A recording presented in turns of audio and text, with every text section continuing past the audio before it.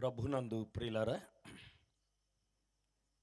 ఈ రాత్రి వేళ దైవజనులు ప్రయాసపడి ప్రార్థనతో ఏర్పాటు చేసిన ఈ శ్రేష్టమైన మహాసభల్లో దేవుణ్ణి ప్రేమించి దేవుని సేవకుని ఆహ్వానాన్ని ప్రేమించి దైవ సన్నిధికి విచ్చేసిన మీ అందరికీ నా యొక్క హృదయపూర్వకంగా వందనాలు తెలియపరుస్తూ ఉన్నాం. చాలా ప్రయాసపడి ఈ కార్యక్రమాన్ని జరిగిస్తున్న సేవకునికి సహకరిస్తున్న పెద్దలను, స్త్రీలను, పురుషులను నేను అభినందిస్తూ ఉన్నాను.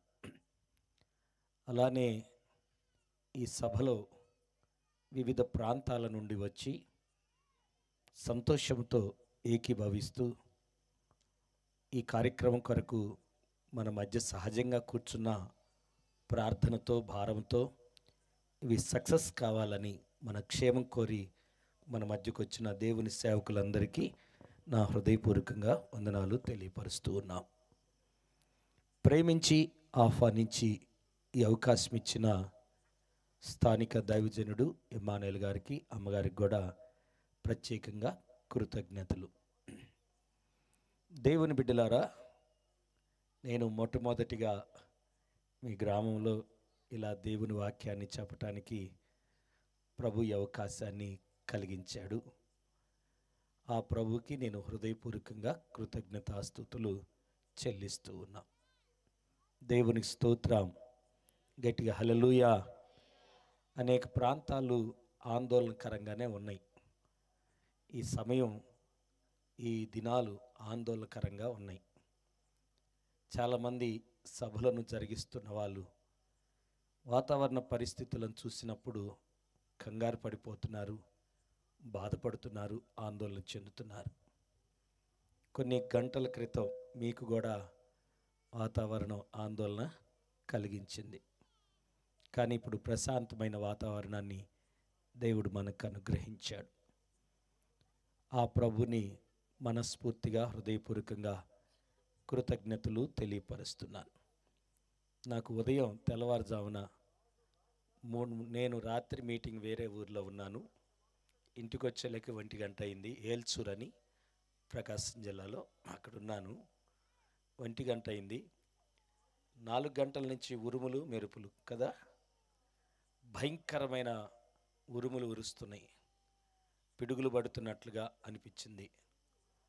ఆ టైంలో నేను చాలా వేదనతో, మీరు జ్ఞాపకం వచ్చి, మీ సంఘం జ్ఞాపకం వచ్చి, గత సంవత్సరం సభలు జరుపుకోవాలనుకున్నారు, అందులో నేను కూడా ఉండాలనుకున్నాను, కానీ నేను రాలేకపోయాను.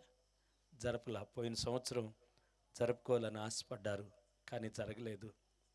మరి ఈ సంవత్సరం ప్రభువా నన్ను కూడా అక్కడికి తీసుకెళ్ళాలి కదయ్యా. మరి ఈ వాతావరణం ఇలానే ఉంటే వాళ్ళు ఎంత నిరుత్సాహపడతారు, బాధపడతారని చాలా వేదనతో నా ప్రభుతో నేను కూడా ప్రార్థన చేశాను. మరి స్థానికులు ఎంతమంది నిద్రపోయారో, ప్రార్థన చేశారో నాకు తెలియదు, కానీ ఆ ప్రార్థన, మీ ప్రార్థన ఆ దేవుడు ఆలకించి మంచి వాతావరణాన్ని అనుగ్రహించాడు. దేవునికి స్తోత్రం. ముందు మనకు ఆసక్తి ఉండాలంట. మనం తలపెడుతున్న కార్యం విషయంలో ఆసక్తి, ప్రార్థన, పట్టుదల ఉన్నప్పుడు మన ఆసక్తిని చూసి దేవుడు మన ఎడల చాలా బలమైన కార్యాలు జరిగిస్తాడు. 1990 సంవత్సరం, ఇప్పుడు మన 2025లో ఉన్నాం. 1990వ సంవత్సరం, ఆ 90-91 సంవత్సరాలు అప్పుడు జరిగిన సంఘటన నేను ఒకటి జ్ఞాపకం చేస్తాను మీకు ఈ టైంలో. ఆ దినాలలో కరుణామయుడు అనే ఇంగ్లీషు సినిమా ఉంది, తెలుగు కాదు, ఇంగ్లీష్లో జీసస్ అనే సినిమా.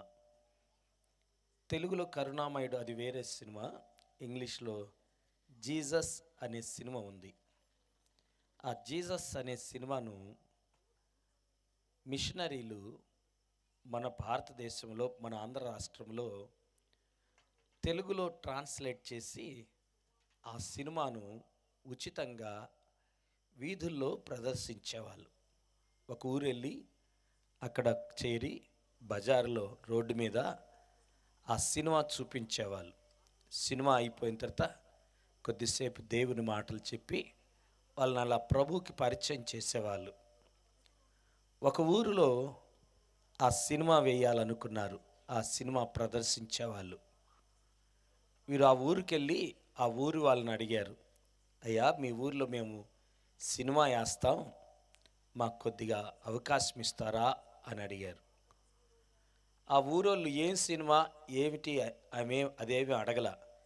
సినిమా వేస్తామనే లెక్కే చాలా సంతోషంతో సినిమా వేయటానికి అంగీకరించారు. రోడ్డు మీద పరదాలు వేశారు, బొంగులు కట్టారు, తెర కట్టారు, ప్రొజెక్టర్ పెట్టుకొని సినిమా స్టార్ట్ చేశారు. సినిమా యేసుక్రీస్తు ప్రభు సినిమా. అది అక్కడ కూర్చున్న వాళ్ళు ఎక్కువగా ముస్లిమ్స్ ఎక్కువ కూర్చున్నారు.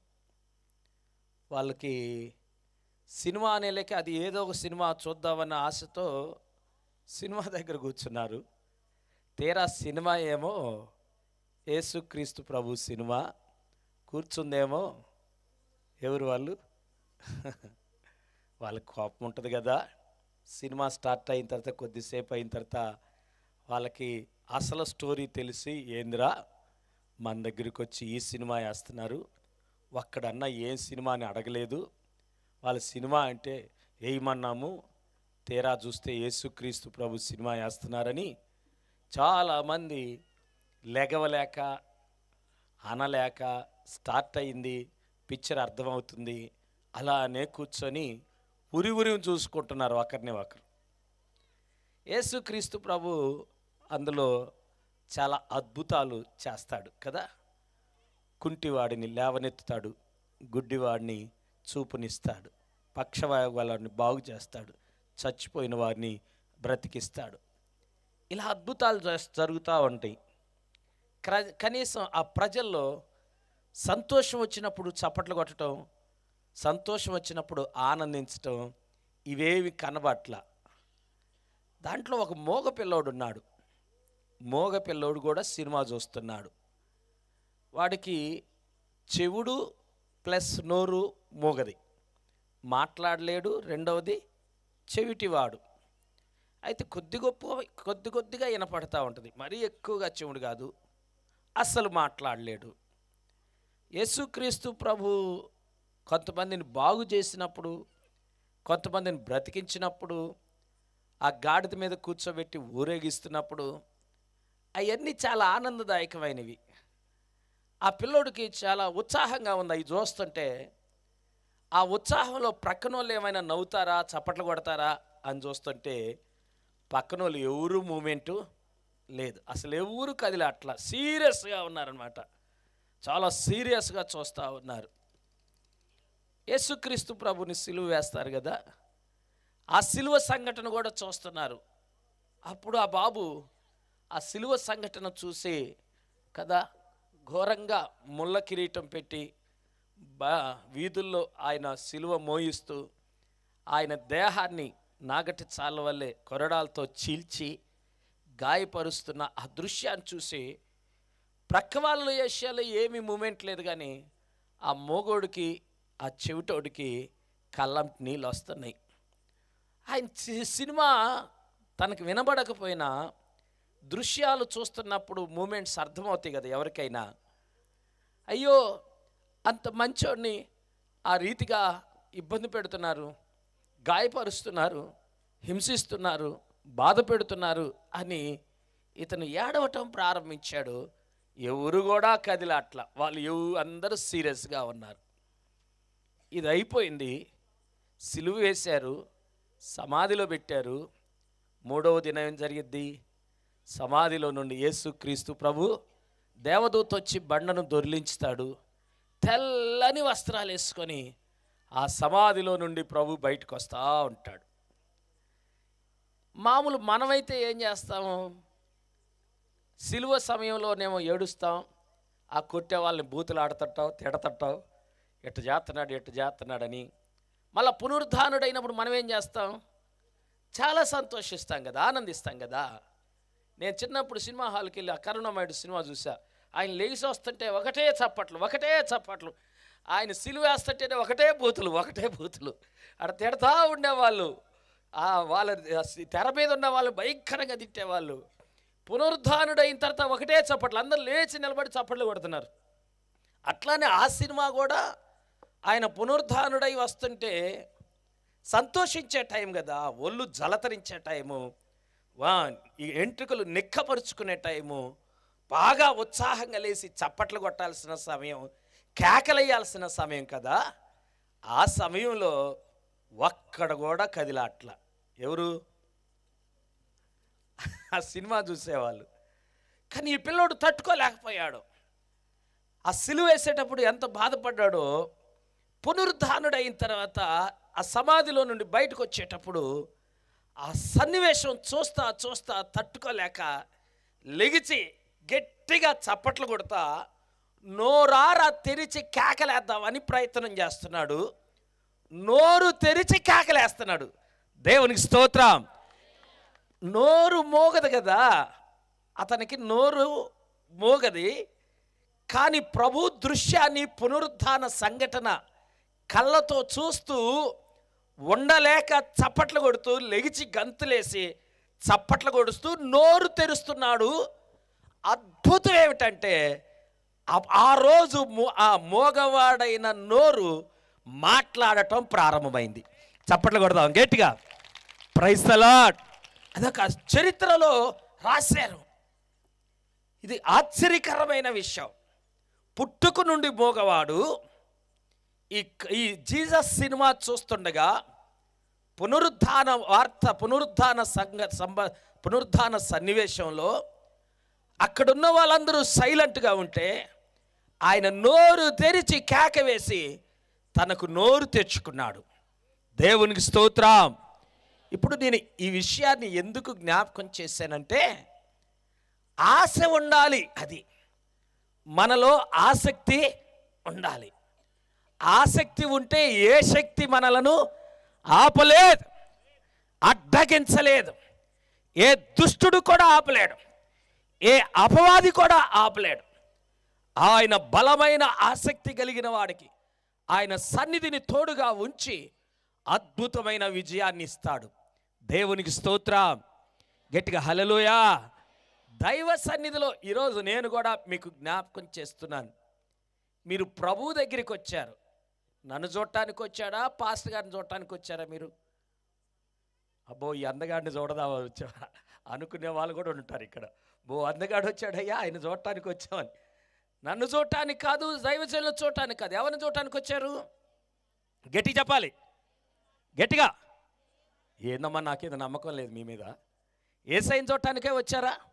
ఎవరి మాట ఏంటానికి వచ్చారు? యేసయ్య వచ్చాడా, ఉన్నాడా? ఇది నా ప్రశ్న. ఉన్నాడా? ఇక్కడ ఉన్నాడా? ఉన్నాడు అన్న వాళ్ళు చేతులు ఎత్తండి చూద్దాం. వమ్మో, లేడు అన్న వాళ్ళు చేతులు ఎత్తండి. ఇక్కడ యేసయ్య లేడు అన్న వాళ్ళ చేతులు ఎత్తండి. ఉన్నాడు కదా, కన్ఫామేనా? అందరు నమ్ముతున్నారా? దేవునికి స్తోత్రం. యేసయ్య ఉన్నాడు అని తెలిస్తే యేసయ్య ఉన్న స్థలంలో తిరగటానికి ప్రయత్నం చేయకూడదు, కదలటానికి ప్రయత్నం చేయకూడదు, కాళ్ళు చాపటానికి ప్రయత్నం చేయకూడదు, నిద్రపోవటానికి ప్రయత్నం చేయకూడదు, పక్క వాళ్ళతో మాట్లాడటానికి ప్రయత్నం చేయకూడదు. అర్థమవుతుందా? ఒకటి అని పరిగెత్తటం, రెండని మంచినీళ్ళు తాగటం, ఇలాంటివి చేయకూడదు. ఎవరిని అవమానపరిచినట్లో తెలుసా? ఎవరిని? నమ్ముతున్నారు కదా యేసయ్య ఉన్నాడని. యేసయ్య ఒక మాట చెప్పాడు, ఇద్దరు లేక ముగ్గురు ఉన్న చోట ఎవరుంటానన్నాడు? ఇంతమంది ఉన్నాం. యేసయ్య ఉన్నాడా లేదా? ఉన్నప్పుడు మనము దైవ సన్నిధిది చాలా జాగ్రత్తగా ఉండాలి. అల్లరికి అలానే ఇబ్బందికరమైన పరిస్థితులకు తావు ఇవ్వకూడదు. పక్కన వాళ్ళు ఎవరైనా లెగుస్తున్నా లెగనివ్వకండి. నేను ఒక ఛాయిస్ ఇస్తాను, పాసుకు పోవాలంటే ఇప్పుడే పోండి, పాసుకు పోవాలంటే ఇప్పుడే పోండి. మధ్యలో పోతే నేను మంచోండి కాదు. మధ్యలో లెగవాకండి. మా పిల్లలు కూడా నేను ప్రేమతో మనవి చేస్తున్నాం, మధ్యలో ఎవరు లెగవద్దు. మనం దేవుణ్ణి అవమానపరిచిన వాళ్ళం అవుతాం, ఆయన్ని అవమానానికి గురి చేసిన వాళ్ళం అవుతాం. ఇది దైవ సన్నిధి అని గుర్తుపెట్టుకొని ఇక్కడ ఉంటే, మీరు ఆసక్తి కలిగి ప్రభు సన్నిధిలో ఉంటే మీరు అద్భుతాలు చూస్తారు. దేవునికి స్తోత్రం. గట్టిగా హల్లెలూయా. మంచిది. ప్రభు నందు ప్రియులరా, నా పేరు రవికుమారు. పాస్టర్ గారు చెప్పాడు ఆల్రెడీ. నేను లక్కరాజు గార్లపాడు, అంటే దొంగ గార్లపాడు, ఆ ఊర్లో ఉంటూ పలుదేవర్లపాడు ముప్పాల అనే గ్రామంలో కూడా పాస్టర్ గారుగా పరిచర్య చేస్తూ ఉన్నాను. నాకు భార్య ఉంది, 2 పిల్లలు ఉన్నారు. కుమార్తెకు పెళ్ళయింది, 9 సంవత్సరాల మనవడు ఉన్నాడు. నేను తాతనయ్యాను. అలానే నా కుమారుడు ఉన్నాడు. వాడు దూర ప్రాంతంలో అమెరికా దేశంలో చదువుకుంటున్నాడు. వాడికి పెళ్లి చేయాలని పిల్ల కోసం చూస్తున్నాము. ఎవరన్నా ఉంటే చెప్పండి. దేవునికి స్తోత్రం. మంచిది. హల్లెలూయా. ఇది నా పరిచయం. ఇంకా నేను ఎక్కువ పరిచయాలు చేసుకోవటానికి నాకు ఇష్టం లేదు. దేవుని వాక్యాన్ని విందాం. ఒక్కసారి అందరూ లేచి నిలబడదాం. మీరు దేవుని సేవకుల మాటలు వింటారా? చెప్పినట్టు వింటారా? మీరు మంచోళ్ళు చాలా.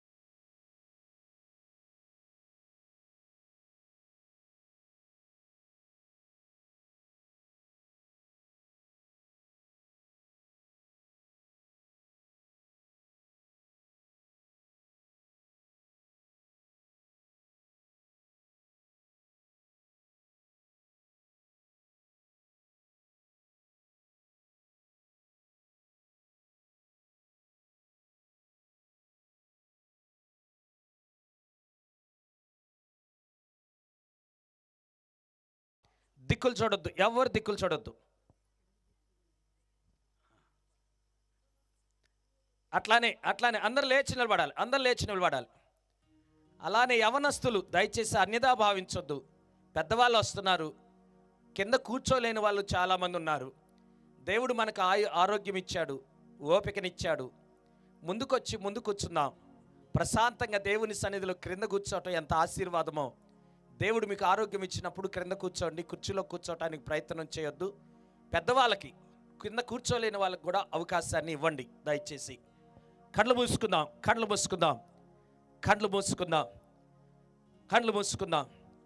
ఆయన వైపు చూద్దాం. ఆయన మన ఎడల, మీ ఎడల ఎంత ప్రేమ చూపించాడో. మీరు తలపెట్టుకున్న కార్యక్రమాన్ని నీరు గారిపోకుండా, దుఃఖంలోనికి గురి చేయకుండా, బాధపరచకుండా, సిగ్గుపరచకుండా, అవమానపరచకుండా, ఫలానా వాళ్ళు మీటింగ్ పెట్టుకున్నారు, వర్షం పడది, వాళ్ళ తిక్క అణిగింది అని రకరకాలుగా దూషించకుండా, అవమానపడకుండా ఆయన మంచి వాతావరణం ఇచ్చాడే. ఆ దేవునికి కృతజ్ఞతాస్తుతులు చెల్లించు. మనస్ఫూర్తిగా చప్పట్లు కొడదాం. గట్టిగా దేవుడు చేస్తున్న కార్యాన్ని బట్టి, ఆయన చూపుతున్న ప్రేమను బట్టి, ఆయన చేస్తున్న అద్భుతాన్ని బట్టి, మీ కన్నీటిని, మీ ప్రార్థన ఆలకించి మీ ఎడల జరిగించిన మా గొప్ప కార్యమును బట్టి ఆ దేవునికి కృతజ్ఞతాస్తుతులు చెల్లించుదాం. గట్టిగా ఎంత మంచి దేవుడవేసయ్యా,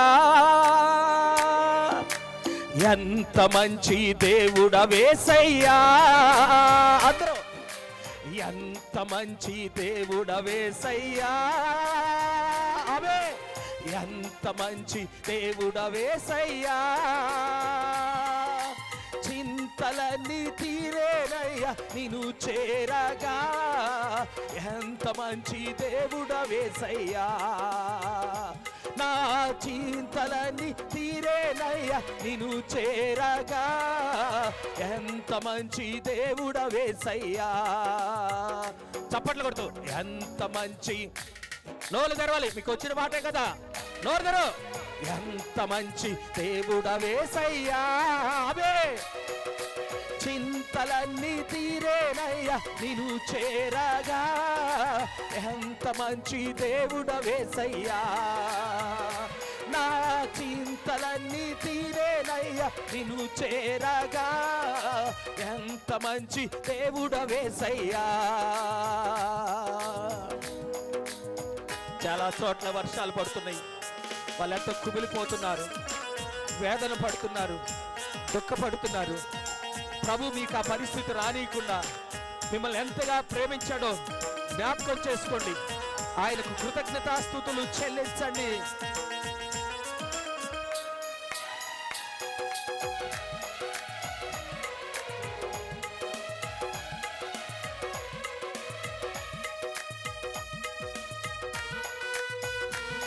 స్తోత్రం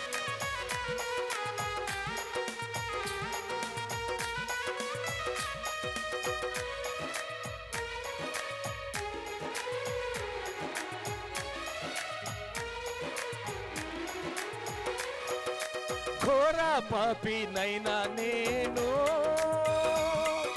దూరంగా పారిపోగా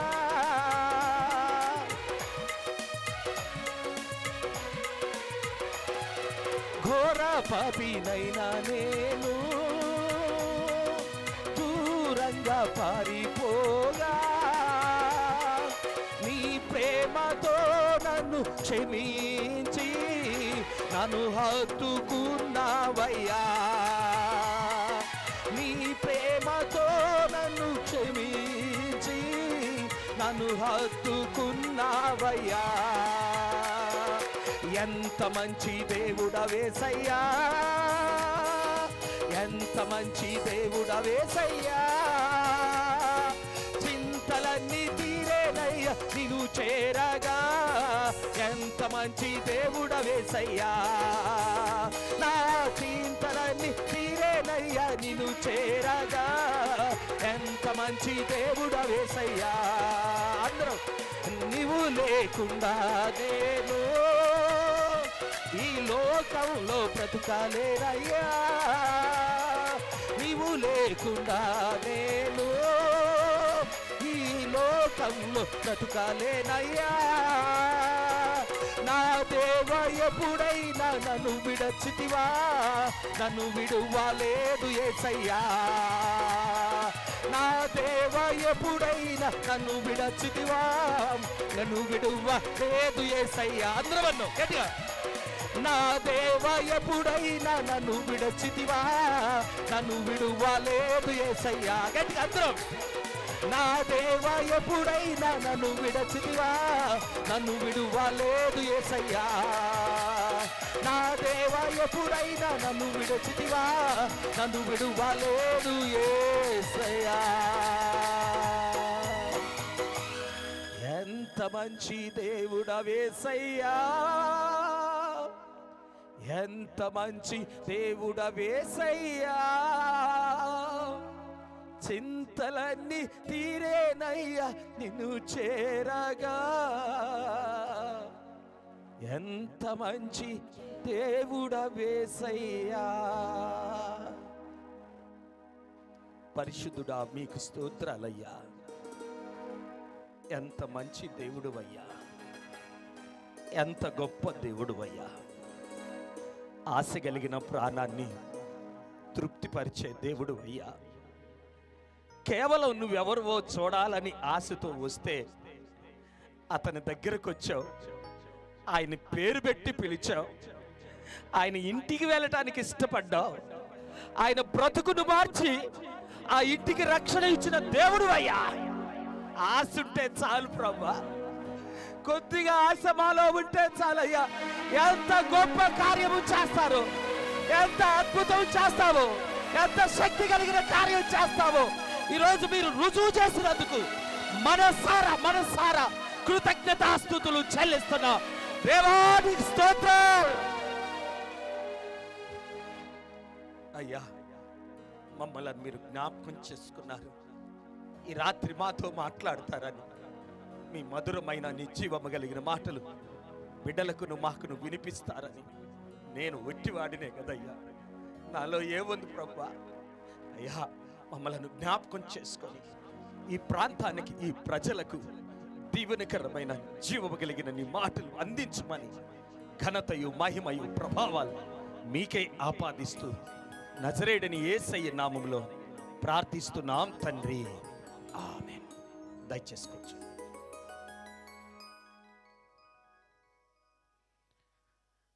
దేవుని వాక్య భాగంలోనికి ప్రవేశించుదాం. నా సమయం 10 గంటలు. దేవుని వాక్యాన్ని విందాం. శ్రద్ధగా దేవుని వాక్యాన్ని ధ్యానం చేసుకుందాం. అపోస్తుల కార్యముల గ్రంథం 13వ అధ్యాయాన్ని తెరిచి ఉంచుదాం. అపోస్తుల కార్యముల గ్రంథం 13వ అధ్యాయాన్ని తెరిచి ఉంచుదాం. 13వ అధ్యాయం 21వ వచనం. ఆ తరువాత వారు రాజు కావాలనని కోరగా దేవుడు బెన్యామీను గోత్రీయుడైన కీషు కుమారుడైన సౌలును వారికి 40 ఏండ్ల వరకు దయచేసెను. తరువాత అతనిని తొలగించి దావీదును వారికి రాజుగా ఏర్పరిచెను. మరియు ఆయన, నేను యెషై కుమారుడైన దావీదును కనుగొంటిని, అతడు నాకు ఇష్టానుసారుడైన మనుష్యుడు, అతడు నా ఉద్దేశములన్నీ నెరవేర్చునని చెప్పి అతనిని గూర్చి సాక్ష్యమిచ్చెను. అయ్యా, ముందు కూడా బైబిల్ చదివే వాళ్ళు ఎవరమ్మా? మీలో ఎవరున్నారు? వాళ్ళకు ఒక మైక్ అందించేయండి అన్న. చదివే వాళ్ళు ఉన్నారా? ప్రైజ్లు. అక్కడ రతన్ బాబు పాస్టర్ గారు ఉన్నాడు, ఆయనకు మైక్ ఇన్నా.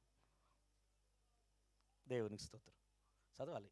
ఓకే, మంచిది. ప్రభునందు ప్రియులారా, దేవుని బిడ్డలారా, దేవుని వాక్యాన్ని ఆలకించుదాం, ధ్యానం చేసుకుందాం.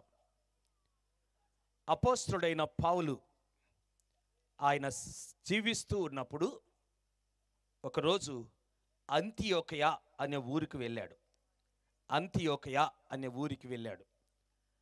ఆ రోజు విశ్రాంతి దినము. అందరూ సమాజ మందిరం ఉంది అక్కడ. ఆ సమాజ మందిరంలో ప్రార్థనలో కూర్చున్నారు. అక్కడున్న ప్రజలు అందరూ ప్రార్థనలో కూర్చున్నారు. పౌలు గారు కూడా, అది విశ్రాంతి దినం గనుక ఆయన కూడా వెళ్ళి ప్రార్థనలో కూర్చున్నారు. మనం సహజంగా బోధించే వాళ్ళు లేని సంఘాలలో పాస్టర్ గారు లేనప్పుడు ఏం చేస్తారంటే వాక్యం చదువుకొని ప్రార్థన చేసుకొని వెళ్ళిపోతారు. అలానే ధర్మశాస్త్ర గ్రంథాన్ని తెరిచి ఆ గ్రంథంలో ఉన్న మాటలు చదివి ఆ గ్రంథాన్ని ప్రక్కన పెట్టి పౌలు గారు రావటం ఆ సంఘ పెద్దలు చూశారు. పెద్దలు చూసి, పౌలు గారు మీరేమైనా దేవుని వాక్యాన్ని పంచుకుంటారా అని ప్రేమతో ఆహ్వానించారు. వెంటనే పౌలు గారు, ఆయన దేవుడిచ్చిన అవకాశాన్ని, కుదరదు, నాకు ఇప్పుడు కావలదు, నేను ప్రిపేర్ అవ్వలేదు, ప్రార్థన చేయలేదు, సిద్ధపడలేదు అనే మాటలు ఏమీ చెప్పక, దేవుని పిల్లలు, దేవుని సేవకులు ఎవ్రీడే బ్యాటరీ లాగా ఉండాలి. ఎప్పుడైనా ఏ సమయంలోనైనా ప్రభు పక్షాన నిలబడాల్సిన అవసరత వస్తుంది. అలా నిలబడి దేవుని వాక్యాన్ని ప్రారంభించాడు. చాలా చక్కని మాట. ఇశ్రాయేలీలారా, దేవునికి భయపడువారులారా అని 17వ వచనం నుండి ఆయన ప్రసంగాన్ని ప్రారంభించాడు. ఇశ్రాయేలు వారులారా, దేవునికి భయపడువారులారా, దేవునికి భయపడువారులారా అని ప్రారంభించాడు. ఇశ్రాయేలీలు అరణ్యంలో 40 సంవత్సరాలు ఐగుప్తు దేశంలో బానిసలుగా ఉన్నారు. ఆ బానిసలుగా ఉన్నప్పుడు మోషే అనే దైవజనుడి ద్వారా ఆ ప్రాంతానికి మోషే వెళ్ళి వారిని పురికొల్పి లేవనెత్తి వాళ్ళను వాగ్దాన దేశానికి, పాలస్తీనా దేశానికి తీసుకొని రావటానికి వారికి నాయకుడై వారిని పురికొల్పి ముందుకు నడిపించాడు. ఆ ఇశ్రాయేలీలు 40 సంవత్సరాలు దాదాపుగా అరణ్యంలో ఆ అరణ్యంలో నడుచుకుంటూ వాగ్దాన భూమికి చేరారు. అక్కడికి వెళ్ళిన తర్వాత దాదాపుగా ఇశ్రాయేలీల ప్రజలు 20 లక్షల మంది ప్రజల దాకా ఉండొచ్చు, చిన్న చితక ముసలి ముతకులు. వీళ్ళందరికీ ఒక నాయకుడు అవసరమైతే, నాయకుడు అంటే యెహోషువ నాయకుడిగా ఉన్నాడు. ఆ నాయకుడు చనిపోయిన తర్వాత కొంతమంది నాయకులు ఏర్పడ్డారు. నాయకులు తర్వాత యాజకులు, న్యాయాధిపతులు ఇట్లా ఇశ్రాయేలీలను పాలించుకుంటూ వచ్చారు. సమూయేలు అనే దైవజనుడు ఆయన ఇశ్రాయేలీలకు నాయకుడుగాను, న్యాయాధిపతిగాను, ప్రవక్తగాను ఉండి, ప్రధాన యాజకుడిగా ఉండి వారిని కొంతకాలం ఇశ్రాయేలీలను నడిపించాడు. ఆయన నాయకత్వం పెద్దవాడయ్యాడు. ఒకరోజు ఇశ్రాయేలీలు పెద్దలందరూ వచ్చి, అయ్యా నువ్వు చాలా పెద్దోడువయ్యావు, వేరే వేరే ఊళ్ళల్లో చూస్తున్నావు, వేరే వేరే ప్రాంతాల్లో వాళ్ళకు రాజులు ఉన్నారు, నువ్వు పెద్దోడు కనుక ఇప్పుడు దాకా నీ మాట మేము విన్నాం, మాకు కూడా రాజులు కావాలయ్యా అని అడిగారు. మాకు మీరు కాదు, ఎవరు కావాలి? రాజులు కావాలి అన్నారు. అందరి వలె మాకు ఒక రాజు కావాలన్నారు. అప్పుడు సమూయేలు ప్రార్థన చేశాడు. దేవుడు బయలుపరిచాడు, సౌలు అనే అతన్ని రాజుని చేశాడు. ఇశ్రాయేలీల ప్రజలకు మొట్టమొదటి రాజు ఎవరు అంటే సౌలు అని ఆయన పరిపాలన దేవునికి కొద్దిగా కష్టం అనిపించింది. దేవుడు చెప్పినట్లుగా ప్రవర్తించక తన ఇష్ట ప్రకారం ఆయన జీవించాడు. అట్టి సమయంలో దేవునికి ఆవేదన కలిగి సౌలు రాజును తొలగించి ఇంకొకరిని రాజుగా చేయాలనుకున్నాడు. ఆయన వెతికాడంట, ఎవరిని రాజుగా చేస్తే బాగుండు, సౌలు స్థానంలో ఎవరిని రాజుగా చేస్తే బాగుండు అని వెతికితే ఒక చిన్నవాడు కనపడ్డాడు, ఒక చిన్న యవనస్తుడు కనపడ్డాడు. ఆ యవనస్తుడు దేవునికి చాలా ఇష్టంగా ఉన్నాడు. వెంటనే ఆయన్ని రాజుగా చేయటానికి సిద్ధపడ్డాడు. ఆయనే దావీదు, ఆయనే దావీదు. దేవునికి స్తోత్రం, గట్టిగా హల్లెలూయా. నాలాంటి వాళ్ళు, నీలాంటి వాళ్ళు వెళ్ళి, అయ్యా ఇశ్రాయేలీలో చాలా పెద్దవాళ్ళు ఉన్నారు, యుద్ధ శౌర్యం కలిగిన వాళ్ళు ఉన్నారు, యుద్ధాభ్యాసం చేసిన వాళ్ళు ఉన్నారు, ధైర్యవంతులు ఉన్నారు, పరాక్రమశాలులు ఉన్నారు, మీరెందుకని దావీదును రాజుగా చేశారు, రాజు కావాలని, దావీదును రాజు కావాలని ఎందుకు కోరుకుంటున్నారు అని అడిగితే ప్రభు ఒక మాట చెప్పాడంట. ఏమన్నాడో తెలుసా?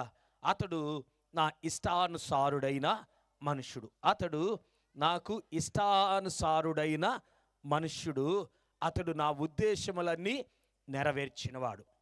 నేను యెష్షై కుమారుడైన దావీదును కనుగొన్నాను, అతడు నాకు ఇష్టానుసారుడైన మనుష్యుడు, అతడు నా ఉద్దేశములను నెరవేర్చాడు. దేవుని స్తోత్రం. దేవుణ్ణి అడిగితే దేవుని దగ్గర నుండి ఈ సమాధానం వచ్చింది.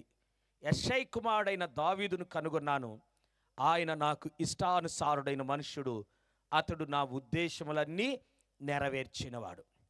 నేను ఈరోజు మీతో పంచుకోవాలనుకుంటున్న మాట యెష్షై కుమారుడైన దావీదు అనే వ్యక్తిని గురించి నేను మీతో మాట్లాడటానికి ఇష్టపడుతున్నాను. ఎవరి కుమారుడు?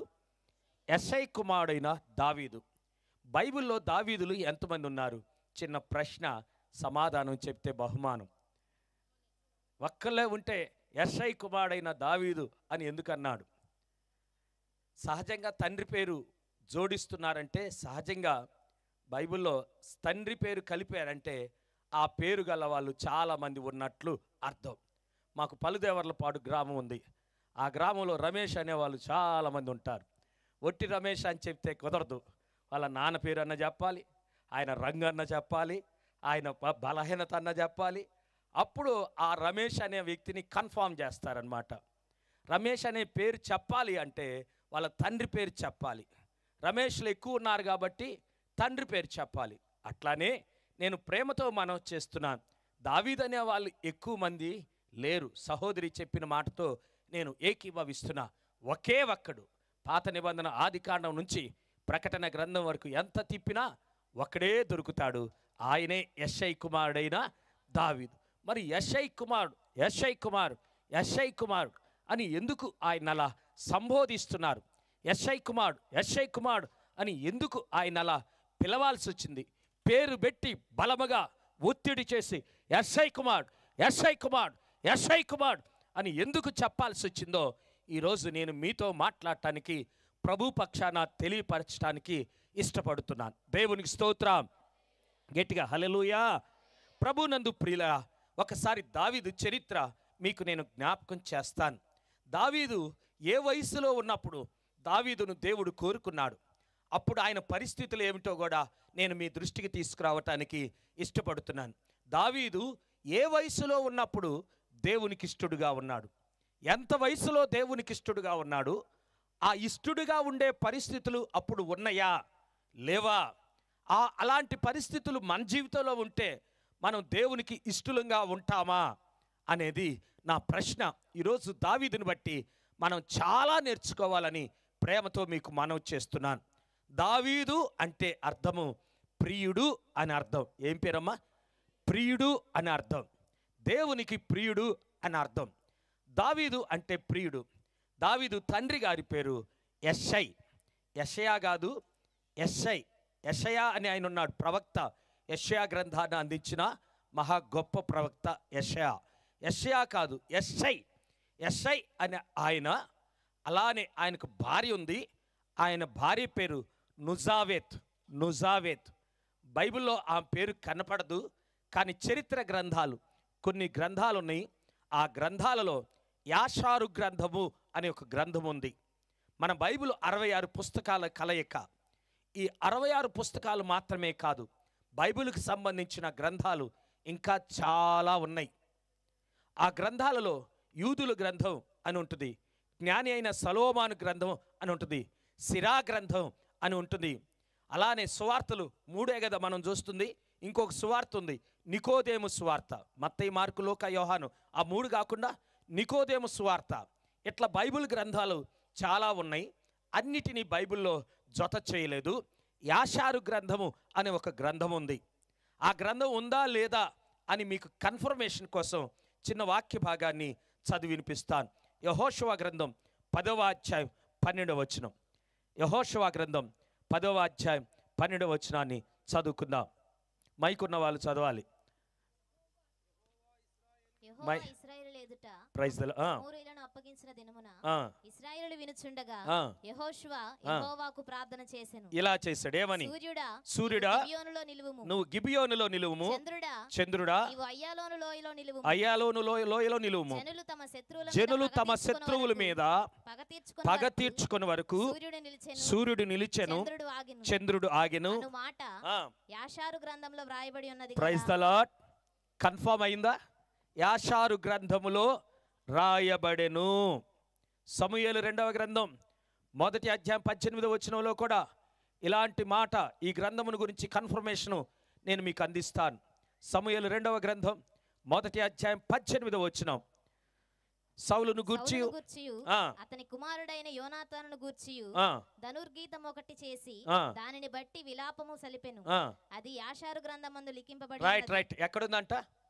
యాషారు గ్రంథమందు లిఖింపబడి ఉండెను. Praise the lord.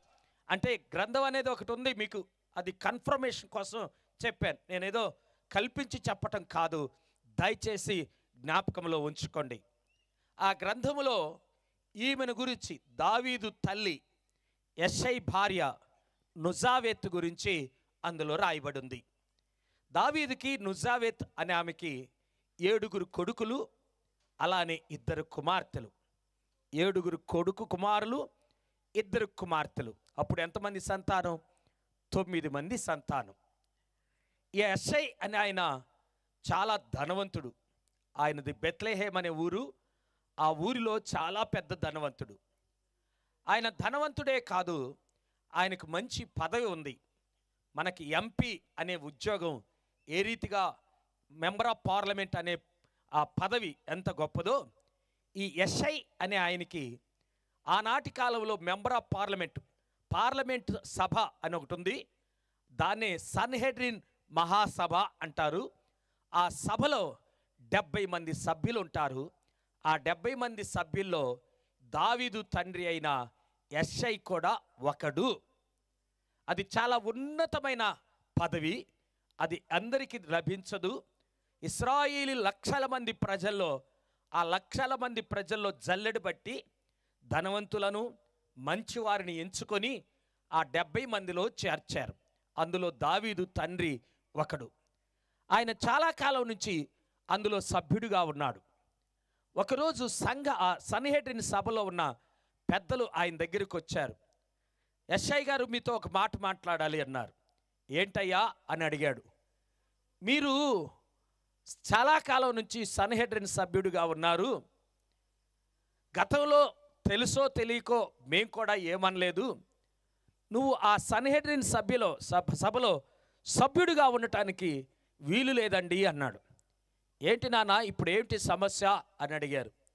ఇది ఇశ్రాయేలీల సభ, నువ్వు సన్హెడ్రిన్ సభలో సభ్యుడిగా ఉండటానికి వీలు లేదు అన్నాడు. నేను కూడా ఇశ్రాయేలీనే కదా అన్నారు. నువ్వు ఇశ్రాయేలీయుడే కానీ నీ భార్య మాత్రం మోయాబీరాలు.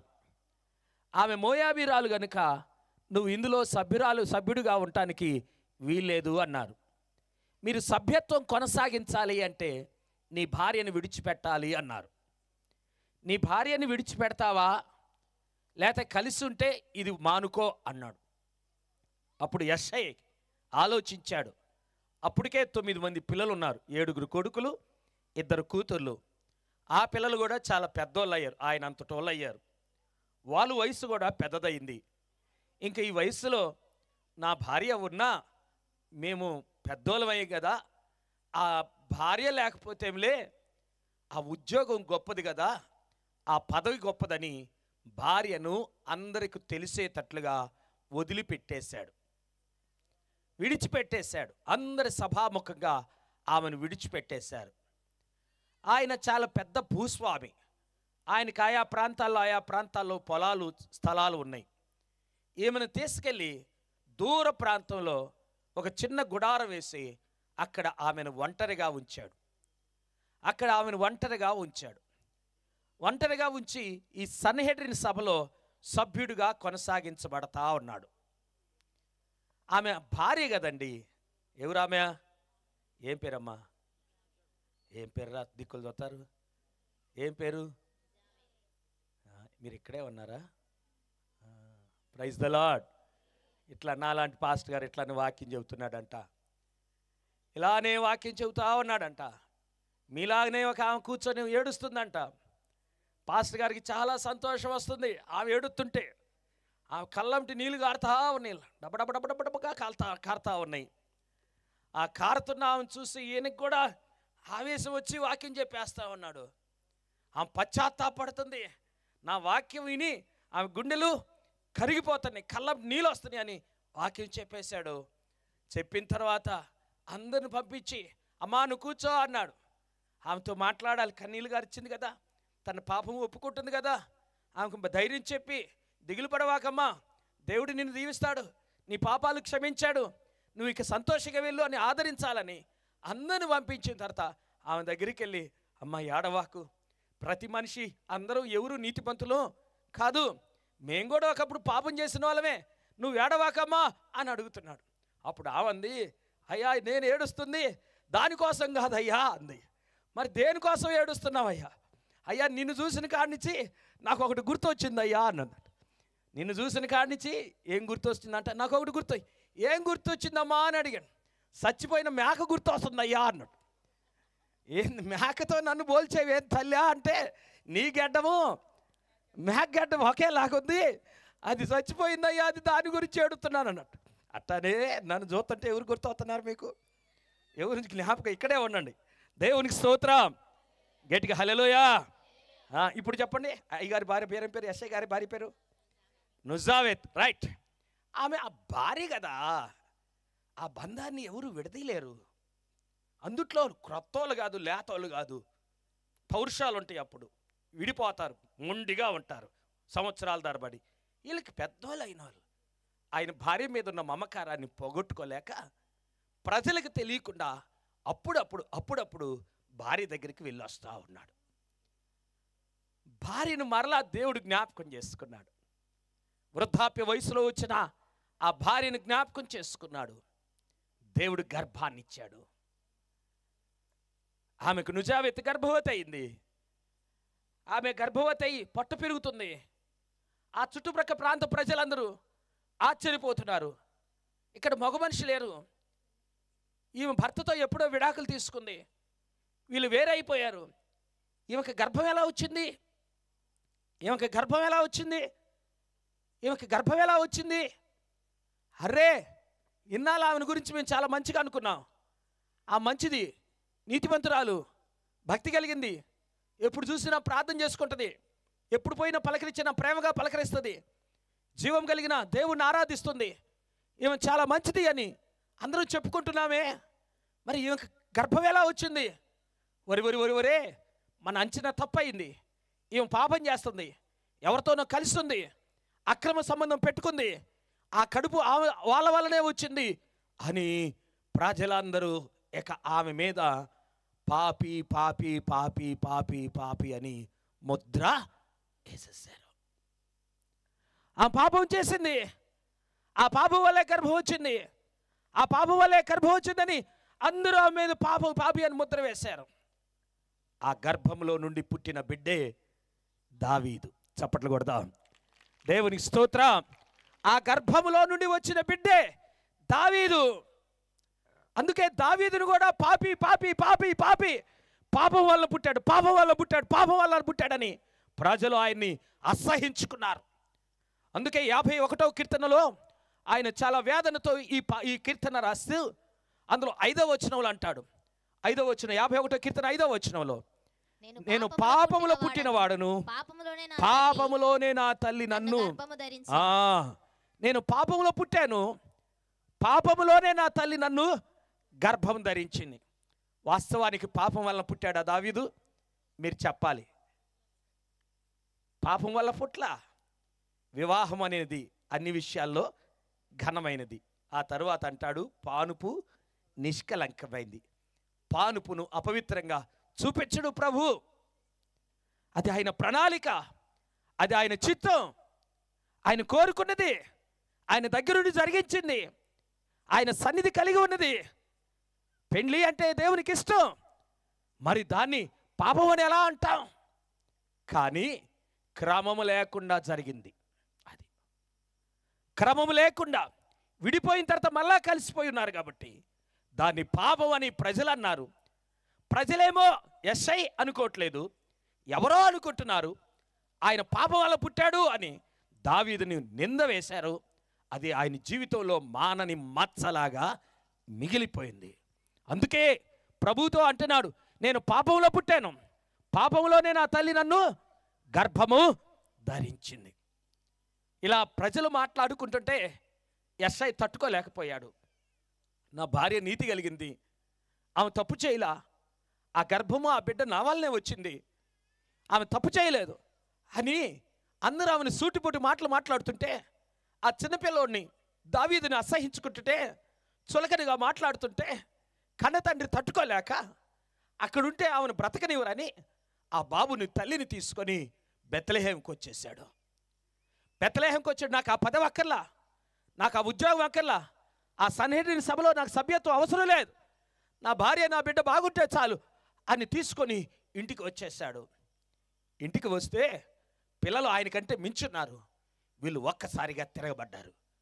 ఎవరిని తెచ్చావు, ఎవరిని తెచ్చావు, ఈమె ఎలా ప్రవర్తించిందో తెలుసా, ఎలా నడుచుకుందో తెలుసా, ఆమె గురించి నీకేం తెలుసు, సమాజం అంతా చెబుతున్నారు, ఎవరితోనూ తిరిగింది, ఎవరితోనూ తిరిగితే కడుపు వచ్చింది, ఆ పుట్టిన బిడ్డ ఈ బిడ్డ, ఆ పనికి బాలోని తెచ్చి ఆ పాపిని తెచ్చి మన ఇంట్లో పెడతావా అని కుమారులందరూ తిరగబడ్డారు. కుమారులందరూ తిరగబడితే తండ్రి వాళ్ళ కాళ్ళు ఎలా బతిమలాడాడు. అయ్యా, మీ అమ్మ అలాంటిది కాదురా, అలా మాట్లాడవాకండ్రా, ఆమె నీతి కలిగిందిరా, ఆమె భక్తి కలిగిందిరా, ఆమె ప్రార్థనాపర్రాలరా, అలా అనవాకండ్రా, ఆ గర్భం ఎవరి వల్ల రాలేదురా, నేనే అప్పుడప్పుడు మీ అమ్మ దగ్గరికి ఉండలేకపోయావనరా, ఆమెను వదిలిపెట్టలేకపోయానరా, ఆ గర్భం నా వల్లే వచ్చింది, అరే మీ అమ్మ పవిత్రురాలరా, మీ అమ్మ నీతిమంతురాలరా, అలా అనవాకండ్రా అని వాళ్ళను కాలాయాలా బతులాడుతున్నారు. కానీ వాళ్ళ గుండెల్లో పడ్డ విత్తనం అది రోజు రోజుకి ప్రళయమైపోతుంది, ప్రబలమైపోతుంది, మహావృక్షం అయిపోతుంది. వాళ్ళ తల్లిని చూడలేకపోతున్నారు, బిడ్డని చూడలేకపోతున్నారు. వీడు ఉండటానికి వీలేదు, వీడు ఉండటానికి వీలేదు, వీడు ఉండటానికి వీలేదు. ఎవరైనా యెషై కుమారుడైన దావీదు అని పిలిస్తే వాడెవడురా యెషై కుమారుడు అంటారు, వాడు మా నాన్నకు పుట్టలేదు, మేము ఆయన కొడుకులవి, ఆ దావీదు మా నాన్నకు పుట్టలేదు అని పెద్దగా వాద ప్రతివాదనలు ప్రతి వాళ్ళతో మాట్లాడుతున్నారు. ఒకరోజు తండ్రి మీదకి వచ్చి గొడవ పెట్టుకున్నారు కుమారులందరూ. దావీదు ఉండటానికి వీలేదు, ఇంట్లో వాడనే ఉండాలి, మేము ఉండాలి అని తేల్చి గొడవ పెట్టుకుంటే వాళ్ళ నాన్న ఆ ఎదిగిన కుమారులకు చెప్పలేక ఒక నిర్ణయం తీసుకున్నాడు. అయ్యా, వాడిని ఏం చేయవాకండిరా, వాడిని ఏం చేయవాకండి, వాడిని ఇక్కడ ఉంచంలే, ఇక్కడ ఉంటే మీకు అవమానం, ఇక్కడ వాడు ఉండలేవు, వాడిని నేను తీసుకెళ్ళి ఆ పొలాల్లో మేకలు మంద ఉన్నాయి కదా, గొర్రెలు మంద ఉన్నాయి కదా, ఆ లోయలో అక్కడ పెడతాను, మీరేం బాధపడవాకండి అన్నారు. అప్పుడు వాళ్ళ కోపం చల్లారింది. వాళ్ళు చంపాలని చూస్తున్నారు దావీదుని. కోపం చల్లారింది. ఎందుకో తెలుసా? వాళ్ళకి ఇంకొక ఆలోచన వచ్చింది. ఏమనో తెలుసా? అతి చిన్న వయసులో చిన్నోడుగా ఉన్న వ్యక్తిని ఎక్కడికి పంపిస్తున్నారు? గొర్రెలను మేపటానికి పంపిస్తున్నారు. గొర్రెలు మేకలు ఎక్కడో తిరగాలి, అడవుల్లో తిరగాలి. అడవుల్లో ఏముంటాయి? క్రూర జంతువులు ఉంటాయి, కొదమసింహాలు ఉంటాయి, ఎలుగుబంట్లు ఉంటాయి. ఈ బుడ్డోడెంత దావీదు అవి తప్పకుండా వీడి మీద పడతాయి, వీడిని చీల్చి చెండాడతాయి, 4 రోజులకి మనం చంపకుండా వాడే చేస్తాడు అని వాళ్ళ అన్నలు అది రైట్, అక్కడ ఉంచడం మంచిది అని గొర్రెలను దొడ్లో మేపట, అక్కడ పొలాల్లో, లోయల్లో, కొండల్లో, గుట్టల్లో మేపటానికి దావీదును పంపించాడు. ఇప్పుడు దావీదుకి ప్రభునందు ప్రియులరా, దేవుని బిడ్డలారా, అన్నలు ఉన్నారు, తన సహోదరులు ఉన్నారు. కానీ వాళ్ళు దావీదును చంపాలని ప్రయత్నం చేస్తుంటే వారిని తరిమి వేశాడు. అందుకని 69వ కీర్తన 8వ వచనంలో దావీదు ఒక మాట మాట్లాడతాడు. ఈ కీర్తన దావీదు, నా సహోదరులకు నేను అన్యుడనైతిని, నా తల్లి కుమారులకు నేను పరుడనైతిని. చాలు మళ్ళా బాగా గమనించండి. నా సహోదరులకు నేనేమయ్యాను? అన్యుడనయ్యాను. నా తల్లి కుమారులకు నేనేమై ఉన్నాను? పరుడనయ్యాను అంటున్నాడు. సహోదరులు దావీదును అన్యుని చూసినట్టు చూశారు, అలానే తల్లి కుమారులు పరాయి వాడిని చూసినట్టు చూశారు. అందుకే నెట్టివేయబడ్డాడు, త్రోసివేయబడ్డాడు. ఇప్పుడు అందరూ ఆయన్ని విడిచిపెట్టారు. ప్రభునందు ప్రియులరా, దేవుని బిడ్డలారా, అందుకని 27వ కీర్తన 10వ వచనంలో మనం చూస్తే 27వ కీర్తన 10వ వచనంలో నా తల్లిదండ్రులు నన్ను విడిచినను. Praise the lord. ఎవరు విడిచిపెట్టేశారు? తల్లిదండ్రులు విడిచిపెట్టేశారు. తల్లి వదిలిపెట్టేసింది, తండ్రి విడిచిపెట్టేశారు. ఇప్పుడు నేను ఒక ప్రశ్న వేస్తాను. ఏమిటి అంటే, తల్లి ఉంది కానీ దగ్గర లేదు, తండ్రి ఉన్నాడు దగ్గర లేరు, అన్నలు ఉన్నారు దగ్గర లేరు, అక్కలున్నారు దగ్గర లేరు. 9 మంది అన్న చెల్లెలు ఉన్నారు, అన్నలు అక్కలు ఉన్నారు, 2 తల్లిదండ్రులు ఉన్నారు. కానీ ఇంతమంది ఉన్నా దావీదు పోయి అరణ్యంలో ఒంటరిగా ఉండాల్సి వచ్చింది.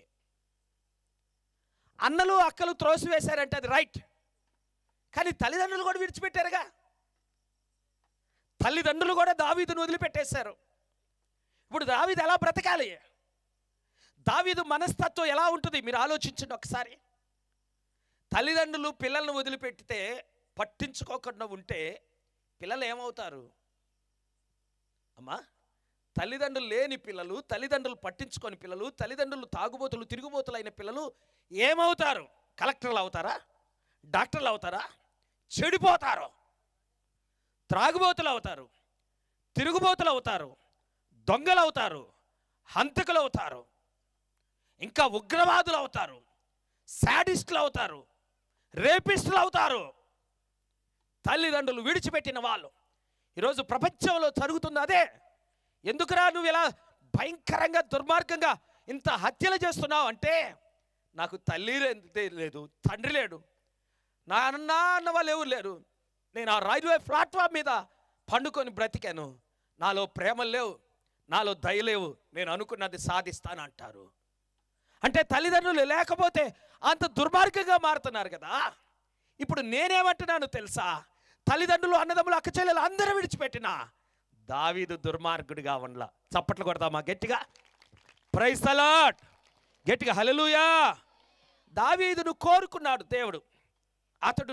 అతడు నేను కనుగొన్నాను, యెషై కుమారుడైన దావీదును కనుగొన్నాను, అతడు నాకు ఇష్టానుసారుడైన మనుషుడు, అతడు నా ఉద్దేశములన్నీ నెరవేర్చినవాడు. ఏ వయసులో కోరుకున్నాడో చూపిస్తాను నేను మీకు. సమూయేలు మొదటి గ్రంథం 13వ అధ్యాయం. సమూయేలు మొదటి గ్రంథం 13వ అధ్యాయం 14వ వచనాన్ని మనం చదువుకుందాం.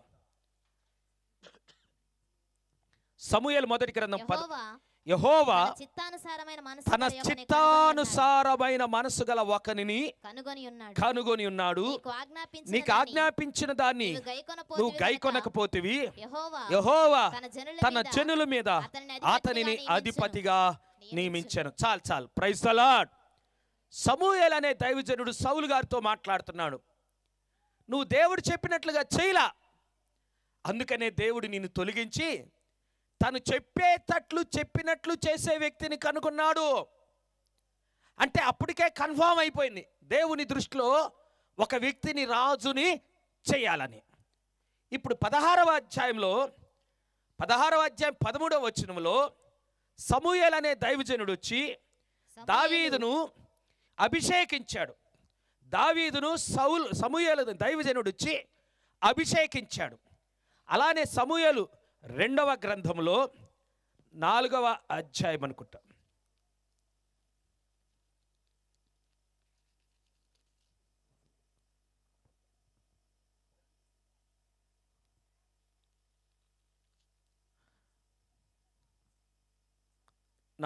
ఐదవ అధ్యాయము 4వ వచనం. దావీదు 30 ఏండ్ల వాడై ఏలనారంభించి చాలు. Praise the Lord. మీకు ఒక విషయాన్ని చెప్పటానికి నేను చూపించాను. అది ఆయన్ని అభిషేకించినప్పుడు 16వ అధ్యాయంలో 13వ వచనంలో అభిషేకించాడు కదా, అప్పుడు ఆయన వయసు చాలామంది భక్తులు చెప్పేది ఏమిటంటే 16 సంవత్సరాలంట. దావీదును సమూయేలు అనే దైవజనుడు వచ్చి ఆ తైలముతో అభిషేకించినప్పుడు ఆయన వయసు కేవలం 16 సంవత్సరాలు. ఆయన రాజు అయింది చదివాం కదా 30 సంవత్సరాలు. అంటే అభిషేకించింది 16కి, రాజును చేసింది 30కి, కోరుకున్నది అభిషేకానికంటే ముందు కోరుకున్నాడు కదా. అంటే 16లో అభిషేకించాడంటే 14లోనో 13లోనే కోరుకున్నాడు జీవము కలిగిన దేవుడు దావీదును. చప్పట్లు కొడదాం గట్టిగా. అది నేనంటాను, ఆ వయసులో దేవునికి ఎలా ఇష్టడుగా ఉన్నాడు? ఇలాంటి పరిస్థితిలో ఇష్టడుగా ఉంటాడా? నేను ఒక మాట అంటా, ఏమనో తెలుసా? దేవుడు దయ చూపించి వర్షం పడకుండా మనకు ప్రార్థన జరుగుతుంది. అదే వర్షం పడితే దీన్ని ఏర్పాటు చేసిన దైవజనుడు నోట ఆ మాట రాదు, కానీ ఆయన వెనకుండి సహకరిస్తుంటారే వారిలో వస్తుంది. ఏం దేవుడు అండి, ఎంత మంచి కార్యం తలపెట్టుకుంటే వర్షాన్ని ఆపలేదు. నాకు అందుకే రాబుద్ది కావట్లా. ఆ రోజు మనసు ఇరిగిపోయింది. నాకు ఆ రోజు మనసు ఇరిగిపోయింది అనరా? తప్పకుండా అంటారు. పరిస్థితులు బాగుంటేనే భక్తిని చూపిస్తున్న రోజులు. పరిస్థితులు తారుమారైతే అందరూ దూరంగా వెళ్ళిపోతున్నారు. నేను బాధతో జ్ఞాపకం చేస్తున్నాను. ఒకసారి అపవాది ప్రభు దగ్గరికి వచ్చాడు. ప్రభు అడిగాడు, ఎక్కడి నుంచి వస్తున్నావు అని అడిగాడు. అపవాది అన్నాడు, భూమి మీద నేను అటు ఇటు తిరుగుతూ వస్తున్నాను. వెంటనే ప్రభు తన మనసులో ఉన్న మాటను ఒకటి అడిగాడు, నా సేవకుడైన యోబు సంగతి ఆలోచించావా? అతడు యథార్థవంతుడు, న్యాయవంతుడు, యెహోవా యందు భయభక్తులు కలిగి చెడుతనమును విసర్జించాడు. వెంటనే అపవాదికి ఇంతెత్తున కోపం వచ్చింది. ఊరికయ్యా మాట్లాడుతున్నావు, అన్ని బాగుంటే ఎవరైనా భక్తి చూపిస్తారు. ఆయనకి ఆయన ఇంటి వారికి ఆయన కలిగిన సమస్తానికి నువ్వేం చేసావు? కంచేసావు. కంచేసేలేక ఆయన పని దీవించబడ్డది. ఆయన మిగిలి ధనవంతుడయ్యాడు. ఆయనకు దిగులేముందని నిన్ను నెట్టేస్తాడు. ఆ కంచెది అప్పుడు ఆయన నోటితో నిన్ను దూషిపేచేస్తానన్నాడు. కంచె తీసేయి, నా ప్రతాపం ఏమిటో చూపిస్తాను అన్నాడు. ప్రభు ఏం చేశాడు? సరే కంచె తీసేస్తున్నాను, కంచె తీసేశాడు. ఒక్కరోజే ఆస్తిపోయింది, ఒక్కరోజే 10 మంది పిల్లలు పోయారు. ఆ రోజు ఏమన్నాడు ఆయన? నేను తల్లి గర్భము నుండి దిగంబరినై వచ్చాను, యెహోవా ఇచ్చెను, యెహోవా తీసుకొనిను యెహోవా నామమునకే చప్పట్లు కొడదామా గట్టిగా? Praise the Lord. మరలా వచ్చాడంట అపవాది. ఆస్తులు పోతే పిల్లలు పోతే ఎవరు తిరగబడతారండి? శరీరానికి గాయం వస్తే అప్పుడు తిరగబడతారు. నువ్వు అవకాశం ఇవ్వు, ఆయన నోట నేను ఎలా చెడ్డబాట మాట్లాడించను అన్నాడు. అప్పుడు అన్నాడు, ప్రాణం తప్ప ఏబును నువ్వేమైనా చేసుకో అన్నాడు. నడి నెత్తి మొదలుకొని అరికాలు వరకు కురుపులతో నింపి గాయాలు పెట్టి ఆ భయంకరంగా అంట బద్దలైపోయినాయి అంట. శరీరాలు బద్దలుగా భూమి పగిలింది చూడు. అప్పుడప్పుడు మెడమ కొంతమందికి చీలుతా ఉంటుంది. అట్లా శరీరం చీలిపోయేదంట, ఎండిపోయిద్దంట. నల్ల చెక్కులు నల్ల పేడులు ఏర్పడాయంట. అసలు ఎంత అసహ్యంగా ఉన్నాడో, ఎంత దుర్వాసనతో ఉన్నాడో. తన భార్య కూడా దగ్గరకు వచ్చి ఆయన ముందు నిలబడలేకపోయాడు. ఆయన నోటిలో నుండి ఆయన శరీరంలో నుండి వచ్చే దుర్వాసన తట్టుకోలేకపోయాడు. అప్పుడే ఆ మంది ఎందుకయ్యా ఇంకా యథార్థత యథార్థత యథార్థత అంట ఆయన దూషించి చనిపోరాదా అన్నాడు.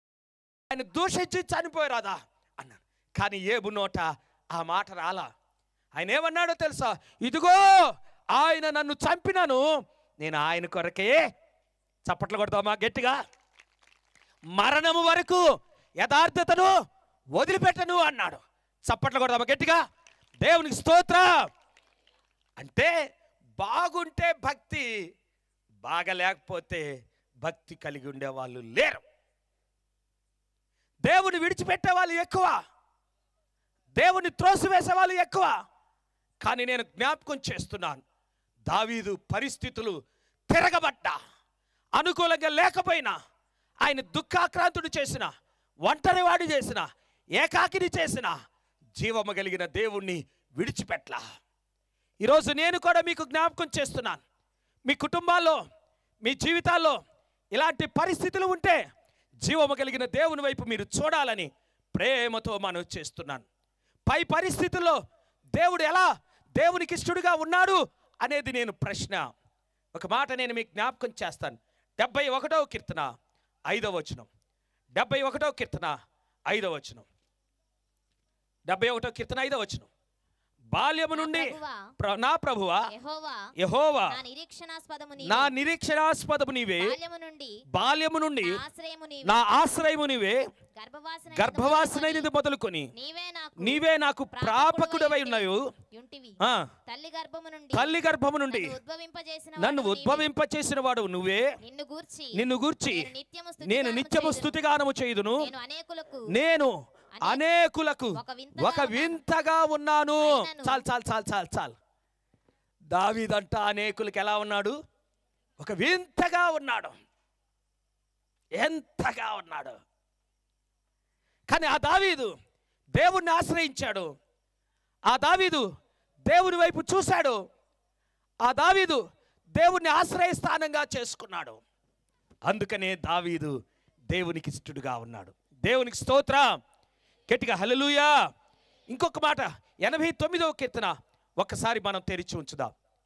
89వ కీర్తన ఒక్కసారి మనం తెరిచి ఉంచుదాం. 20వ వచనం నుండి దావీదుని గురించి ప్రభు మాట్లాడుతున్న మాటలు నేను జ్ఞాపకం చేస్తాను. నా సేవకుడైన దావీదును నేను కనుగొని ఉన్నాను, నా పరిశుద్ధ తైలముతో అతన్ని అభిషేకించి ఉన్నాను. రైట్. నా చెయ్యి ఎడతెగక అతనికి తోడై. ఒకసారి లెక్కేస్తా ఉండండి. నా పరిశుద్ధ తైలముతో అభిషేకించాను. 1. నా చెయ్యి ఎడతెగక అతనికి తోడై. 2. నా బాహుబలము అతని బలపరచును. 3. ఏ శత్రువును అతని మీద జయము నొందదు. 4. దోషకారులు అతని బాధపరచును. 5. అతని ఎదుట నిలవకుండా అతని విరోధులను నేను పడగొట్టెదను. 6. అతని మీద పగబట్టు వారిని మొత్తెదను. 7. నా విశ్వాస్యతయు నా కృపయు అతనికి తోడయుండును. 8. నా నామమును బట్టి అతని కొమ్ము హెచ్చింపబడును. 9. నేను సముద్రం మీద అతని చేతిని, నదుల మీద అతని కుడి చేతిని ఉంచెదను. 10. నీవు నా తండ్రి. అక్కడ అట్లానే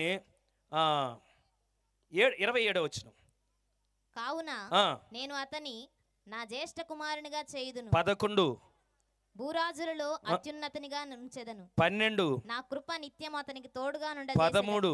నా నిబంధన అతనితో స్థిరముగా నుండును. 14. శాశ్వత కాలం వరకు అతని సంతానమును, ఆకాశమున్నంత వరకు అతని సింహాసనమును నేను నిలిపెదను. Praise the lord. ఎన్ని వాగ్దానాలు! 15 వాగ్దానాలు.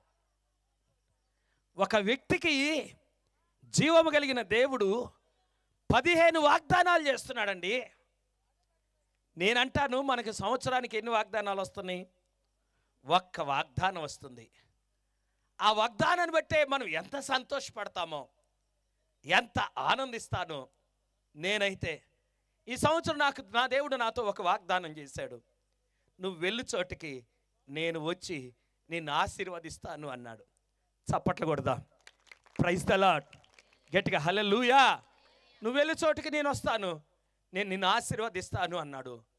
వెళ్ళిన ప్రతి స్థలానికి ఆయన నాతో వస్తున్నాడు. అక్కడున్న పరిస్థితులన్నీ భయంకరంగా ఉన్నా వాటిని నెమ్మలపరుస్తున్నాడు, నెమ్మది పరుస్తున్నాడు. ఆయన వాక్యాన్ని చెప్పడానికి, ప్రజలకు ఆయన వాక్యాన్ని వినిపించడానికి నాకు అవకాశం ఇస్తున్నాడు. దేవా నీకు స్తోత్రం. నా ఎడల నీ వాగ్దానాన్ని నెరవేరుస్తున్న దేవా, మనసారా కృతజ్ఞతలయ్యా, నీకు మనసారా కృతజ్ఞతలయ్యా. దేవునికి స్తోత్రం. ఈ ఒక్క వాగ్దానానికే ఇన్ని అద్భుతాలు చూస్తున్నానే నేను. మనకు ఒక సంఘటన జరిగిందండి. తెలంగాణలో హుజూర్ నగర్ అనే ప్రాంతానికి వెళ్ళాను. నేను వెళ్ళేసరికి భయంకరమైన వర్షం పడిపోయింది. భయంకరమైన వర్షం. ఈ లెగిచి ఎక్కడో పడ్డది, ఈ బ్యానరు లెగిచి ఏడో పడ్డది. ఇవన్నీ పడిపోయినాయి. భయంకరం. అది పొలాల్లో పెట్టుకున్నారు ఆ మీటింగ్. పొలం అంతా నీళ్ళు అయిపోయి తడిపోయింది. నేను అది వర్షం పడిన తర్వాత నేను వెళ్ళాను అక్కడికి వెళితే ఇవన్నీ పడిపోయి ఉన్నాయి. అయితే వాటిని మళ్ళా సరి చేస్తున్నారు. అంతకుముందు పాస్టర్ గారంట, ఆ ప్రోగ్రాం కండక్ట్ చేస్తున్న పాస్టర్ గారు ఆ బ్యానర్, ఎగిరిపోయిన బ్యానర్ తెచ్చుకొని ఈ స్టేజ్ మీద కూర్చొని ఆ బ్యానర్ తన మీద వేసుకొని వర్షం పడుతుంటే తడవకుండా ఫోన్ తీసుకొని పాస్టర్ గారు ఇంట్లో ఉంటే ఫోన్ చేస్తున్నాడు. అమ్మా, ఇక్కడ మీటింగ్ పెట్టుకోవడానికి అనుకూలంగా లేదు, నేను మీటింగ్ ఇక్కడ క్యాన్సిల్ చేస్తాను, పాస్టర్ గారిని రావద్దని చెప్తాను, వాతావరణం బాగలేదు అన్నాను. అంత దూరం వచ్చిన ఆయన రావద్దంటాం బాగుండదు, కానీ ఇంటికి రానిచ్చి మన నలుగురం కూర్చొని ప్రార్థన పెట్టుకొని కానుకిచ్చి పంపిద్దామమ్మా, నేను ఇక్కడ మీటింగ్ పెట్టలేను అన్నాడు పాస్టర్ గారు. ఆమె మంచి భక్తిపరురాలు. ఆమె అన్నంట, అయ్యా మీటింగ్ అక్కడే జరుగుతుంది, పాస్టర్ గారు అక్కడ మాట్లాడటం నేను చూస్తున్నాను, మీటింగ్ అక్కడే జరుగుతుంది, పాస్టర్ గారు అక్కడ మాట్లాడటం నేను చూస్తున్నాను, అక్కడే జరుగుతుంది, ఇక్కడ కాదు అన్నాడు. వెంటనే ఆ మాటను పట్టుకొని వాళ్ళందరూ టక టక టక టక టక ఎక్కడే రెడీ చేసేసారు. టయానికి 9:30కి నాకు మైక్ ఇచ్చేశారు. దేవునికి స్తోత్రం. 12 గంటలకు ఆ ప్రార్థన అయిపోయింది. అద్భుతంగా జరిగింది, చాలా అద్భుతంగా జరిగింది. చప్పట్లు కొడదాం గట్టిగా. నేను చాలా సంతోషించాను. ఎందుకో తెలుసా? నాకు ఇచ్చిన వాగ్దానాన్ని నువ్వు మర్చిపోలేదయ్యా, నాకు ఇచ్చిన వాగ్దానాన్ని నువ్వు మర్చిపోలేదయ్యా, నా వెంట నువ్వు వస్తూనే ఉన్నావయ్యా అని నేను చాలా సంతోషించాను. ఈరోజు నేను కూడా మిమ్మల్ని అడుగుతున్నాను, జీవము కలిగిన దేవుడు మీకు ఇచ్చిన వాగ్దానాలు నెరవేరుతున్నాయా? అవి నెరవేరే రీతిగా మీరు ప్రవర్తిస్తున్నారా? కొత్త సంవత్సరం వాగ్దానం చూసి మురిసిపోవటమేనా? అది మీ జీవితంలో నెరవేర్చబడుతుందా? భక్తుడైతే దావీదుకి ఎన్ని వాగ్దానాలు? 15 వాగ్దానాలండి. దేవునికి స్తోత్రం. నేను అంటాను, నాలాంటి సేవకుడు మీరు కూడా అంటారు, ఏంది ప్రభువా, దావీదుకేమో 15 వాగ్దానాలు ఇచ్చావు, నాకేమో అవును కదా? అడగచ్చుగా మనం ప్రభుని, దావీదుకు 15 వాగ్దానాలు ఒక్కసారి ఇచ్చావు, నాకేమో ఒక్క వాగ్దానమేనా అని అడిగితే ఆయన ఒక మాట అంటాడు, దావీదు చేసిన ప్రార్థన నువ్వు చేస్తే నీకు కూడా ఇస్తాను అంటాడు. చప్పట్లు కొడతాం. దావీదు ఉన్న పరిస్థితిలో నువ్వు ప్రార్థన చేయగలిగితే, దావీదు లాంటి పరిస్థితులు నీకు వచ్చి నువ్వు ప్రార్థన చేయగలిగితే నీకు కూడా ఇస్తాను. దేవునికి స్తోత్రం. దావీదుకున్న పరిస్థితులు మనకు తెలుసు కదా. ఇలా టైంలో ప్రార్థన చేయగలుగుతామా? ప్రార్థన నడుస్తుందా? కానీ ప్రార్థన చేశాడు. ఏమని ప్రార్థన చేశాడో తెలుసా? ఒక్కసారి 89వ కీర్తన 26వ వచనం, 89వ కీర్తన 26వ వచనం, నీవు నా తండ్రివి, నా దేవుడవు, నా రక్షణ దుర్గము. Praise the Lord. ఏమని ప్రార్థన చేశాడు చెప్పండి? నీవే నా తండ్రివి, నీవే నా దేవుడవు, నీవే నా రక్షకుడవు. చప్పట్లు కొడదామా గట్టిగా? Praise the Lord. ఆ ప్రార్థన దేవుణ్ణి కదిలించింది. నాన్న త్రోసేశాడు. నాన్న కాదు నాకు తండ్రి, నువ్వే నాకు దేవుడవు. ఇక్కడ నేను చచ్చిపోతానని ఈ సింహాలు, ఈ క్రూర మృగాల మధ్య నేను పిప్పిగా ఆహారంగా మారిపోతానని మన్నలు నన్ను పంపించాడు. కానీ వాటి ఏవి కూడా నాకు హాని చేయకుండా నువ్వే నన్ను రక్షిస్తున్నావు. దేవునికి స్తోత్రం. నువ్వే నా తండ్రివి, నువ్వే నా దేవుడవు, నువ్వే నా రక్షకుడు అని ప్రార్థన చేశాడు. ఆ ప్రార్థన ప్రభువుకి ఎంత సంతోషాన్ని కలిగించిందో. సంతోషాన్ని కలిగించి ఇంకొక మంచి మాట అంటాడు. ఏమంటున్నాడో చూడండి. కావున నేను అతన్ని నా జ్యేష్ఠ కుమారునిగా. Praise the lord. ఇప్పుడు మీరు ఒక ప్రశ్న, దావీదు యెష్షయికి ఎన్నో కుమారుడు? లాస్ట్ అంటే 8 కదా. కనిష్ట కుమారుడు అంటే అందరికంటే చిన్నోడు. ఇప్పుడు దేవునికి ఎన్నో కుమారుడు? చప్పట్లు కొడదామా? Praise the lord. దేవునికి పెద్ద కుమారుడుగా ఉండటం మంచిదా, మానవుడికి పెద్ద కుమారుడుగా ఉండటం మంచిదా? అబ్బా, ఎంత గొప్ప మార్పు! చిన్న ప్రార్థన ఎంత బలమైన కార్యం చేసిందో, ఎంత శక్తి కలిగిన కార్యం చేసిందో. యెష్షయి కుమారుడిని పిలవటానికి ప్రజలు ఒప్పుకోవట్లేదు, అన్నులు ఒప్పుకోవట్లేదు. కానీ జీవం కలిగిన దేవుడు, ఇదిగో దావీదు నాకు పెద్ద కుమారుడు. దేవునికి స్తోత్రం. ఎలా దావీదు దేవునికి పెద్ద కుమారుడుగా ఉండగలిగాడు? ఎందుకు అలా ఉండగలిగాడు అంటే ఆయన ఏం చేస్తాడో తెలుసా? 143వ కీర్తన 8వ వచనం. నీ యందు నేను నమ్మిక ఉంచున్నాను. ఉదయమున నీ కృపావార్తను నాకు వినిపింపుము. నీ వైపు మనసు నేను ఎత్తుకొనుచున్నాను. నేను నడవవలసిన మార్గము నాకు తెలియజేయు. Praise the lord. మీకు ఒక విషయం చెప్తాను, జాగ్రత్తగా వినండి. బాల్యము నుండి నా ఆశ్రయ స్థానము నీవే అన్నాడు కదా. బాల్యము నుండి ఆయన ఏం చేసేవాడో తెలుసా?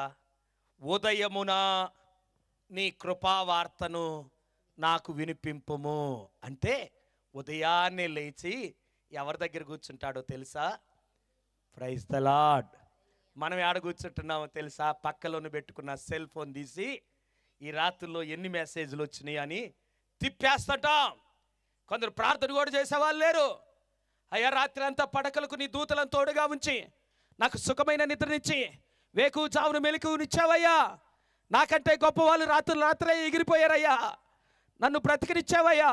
నాకంటే గొప్ప వాళ్ళు యాక్సిడెంట్లో చచ్చిపోయారయ్యా. నాకు బ్రతుకునిచ్చావయ్యా. నా రాత్రులే కొన్ని కుటుంబాల గొడవలు తగాదాలైనయ్యా. నాకు క్షేమాన్ని ఇచ్చేవయ్యా అని కృతజ్ఞత చెల్లించకుండా ఏం చేస్తున్నామో తెలుసా? సెల్ ఫోన్ తీసుకొని దాని ముందు కూర్చుంటున్నాం. దావీదులో ఉన్న ప్రత్యేకత ఏమిటంటే లెగవగానే దేవుని పాదాల దగ్గర కూర్చుంటాడంట. ఏం మాట్లాడతావయ్యా ఈరోజు? నేనేం చేయాలయ్యా? నేను ఏది చేస్తే బాగుంటుందయ్యా అని దేవుని చిత్తాన్ని తెలుసుకుంటాడంట. దేవునికి స్తోత్రం. గట్టిగా హల్లెలూయా. అందుకనే దావీదుని గురించి ప్రభు ఏమన్నాడు? అతడు నా హృదయానుసారుడు, అతడు నాకు ఇష్టానుసారుడైన మనుషుడు, నా ఉద్దేశములన్నీ నెరవేరుస్తాడు. దేవునికి స్తోత్రం. అంటే దేవుని దగ్గర దేవుని ఉద్దేశం ఏమిటో తెలుసుకొని ఆని ప్రకారం జీవిస్తాడు. అది అందుకే దావీదును దేవుడు ఇష్టపడుతున్నాడు. దేవునికి స్తోత్రం. చివరి మాటగా వస్తున్నాను నేను. యెష్షయి కుమారుడైన దావీదును యెష్షయి కుమారుడని పిలవటానికి అన్నలు అంగీకరించలా. కానీ ఎవరైతే అంగీకరించలేదో వారి ముందే జీవము కలిగిన దేవుడు దావీదును యెష్షయి కుమారుడైన దావీదు అని పిలిపించాడు. ఎక్కడైతే తృణీకరించబడ్డాడో, ఎక్కడైతే అవమానపడ్డాడో అక్కడే ఆయన తల ఎత్తేటట్లు చేశాడు. ఒక చిన్న సంఘటన మీకు జ్ఞాపకం చేస్తాను.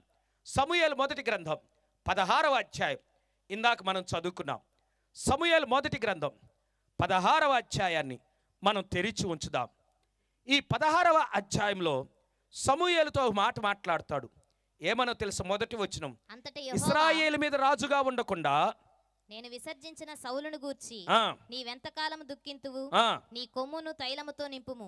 బెత్లెహేమీయుడైన యెష్షయి యొద్దకు నిన్ను పంపుచున్నాను. అతని కుమారులలో ఒకని నేను రాజుగా. చాలు.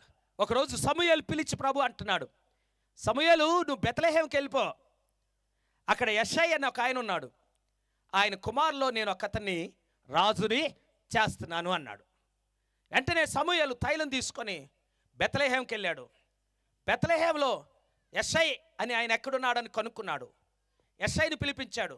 అయ్యా, ప్రభు నీ దగ్గరికి నన్ను పంపించాడు అన్నాడు. ఎందుకయ్యా? మీ కుమారులో ఒకరిని రాజుగా చేయటానికి ఆయన ఇష్టపడుతున్నాడయ్యా. వెంటనే యెషైకి చాలా సంతోషం వచ్చింది. తన కొడుకుల్లో ఒకడు రాజు అవుతుంటే ఎంత ఆనందమో. ఆ 7 కొడుకుల్ని పిలిచి వాళ్ళకి స్నానాలు చేయించి క్రొత్త బట్టలు కట్టించి వాళ్ళను రాజుని చేయటానికి తైలంతో అభిషేకించడానికి సమూయేలు సిద్ధంగా ఉన్నాడు. తండ్రి ఒక్కొక్క కొడుకును పంపిస్తున్నాడు. మొదట పెద్దోడు వచ్చాడు. సమూయేలు ఇలా కుర్చీలో కూర్చున్నాడు, ఒక పీఠ మీద కూర్చున్నాడు. ఆ పెద్దోడిని ముందుకు తీసుకొచ్చాడు. సమూయేలు ఆ పెద్ద కొడుకుని చూశాడు. తెనుయితరా, రాజుకయ్యే లక్షణాలన్నీ పెద్దోళ్ళు కనపడతాయి. వెంటనే తైలం తీసుకొని ఆయన అభిషేకించడానికి లేకపోయాడు. ప్రభు ఏమన్నాడు తెలుసా? ఆపేశాడు. ఆగాగా ఆగాగో, ఈయన కాదు అన్నాడు. నువ్వు పై రూపాన్ని చూస్తున్నావు, నేను హృదయాన్ని లక్ష్యం చేస్తున్నా, ఆగు అన్నాడు. తర్వాత రెండో వాడిని వచ్చాడు. రెండో వాడిని కూడా చూశాడు, అలానే లేకపోయాడు. కానీ అప్పుడు కూడా కూర్చోబెట్టాడు. మూడో వాడు వచ్చాడు, మూడో వాడిని చూసి లేకపోయాడు, అప్పుడు కూర్చోబెట్టాడు.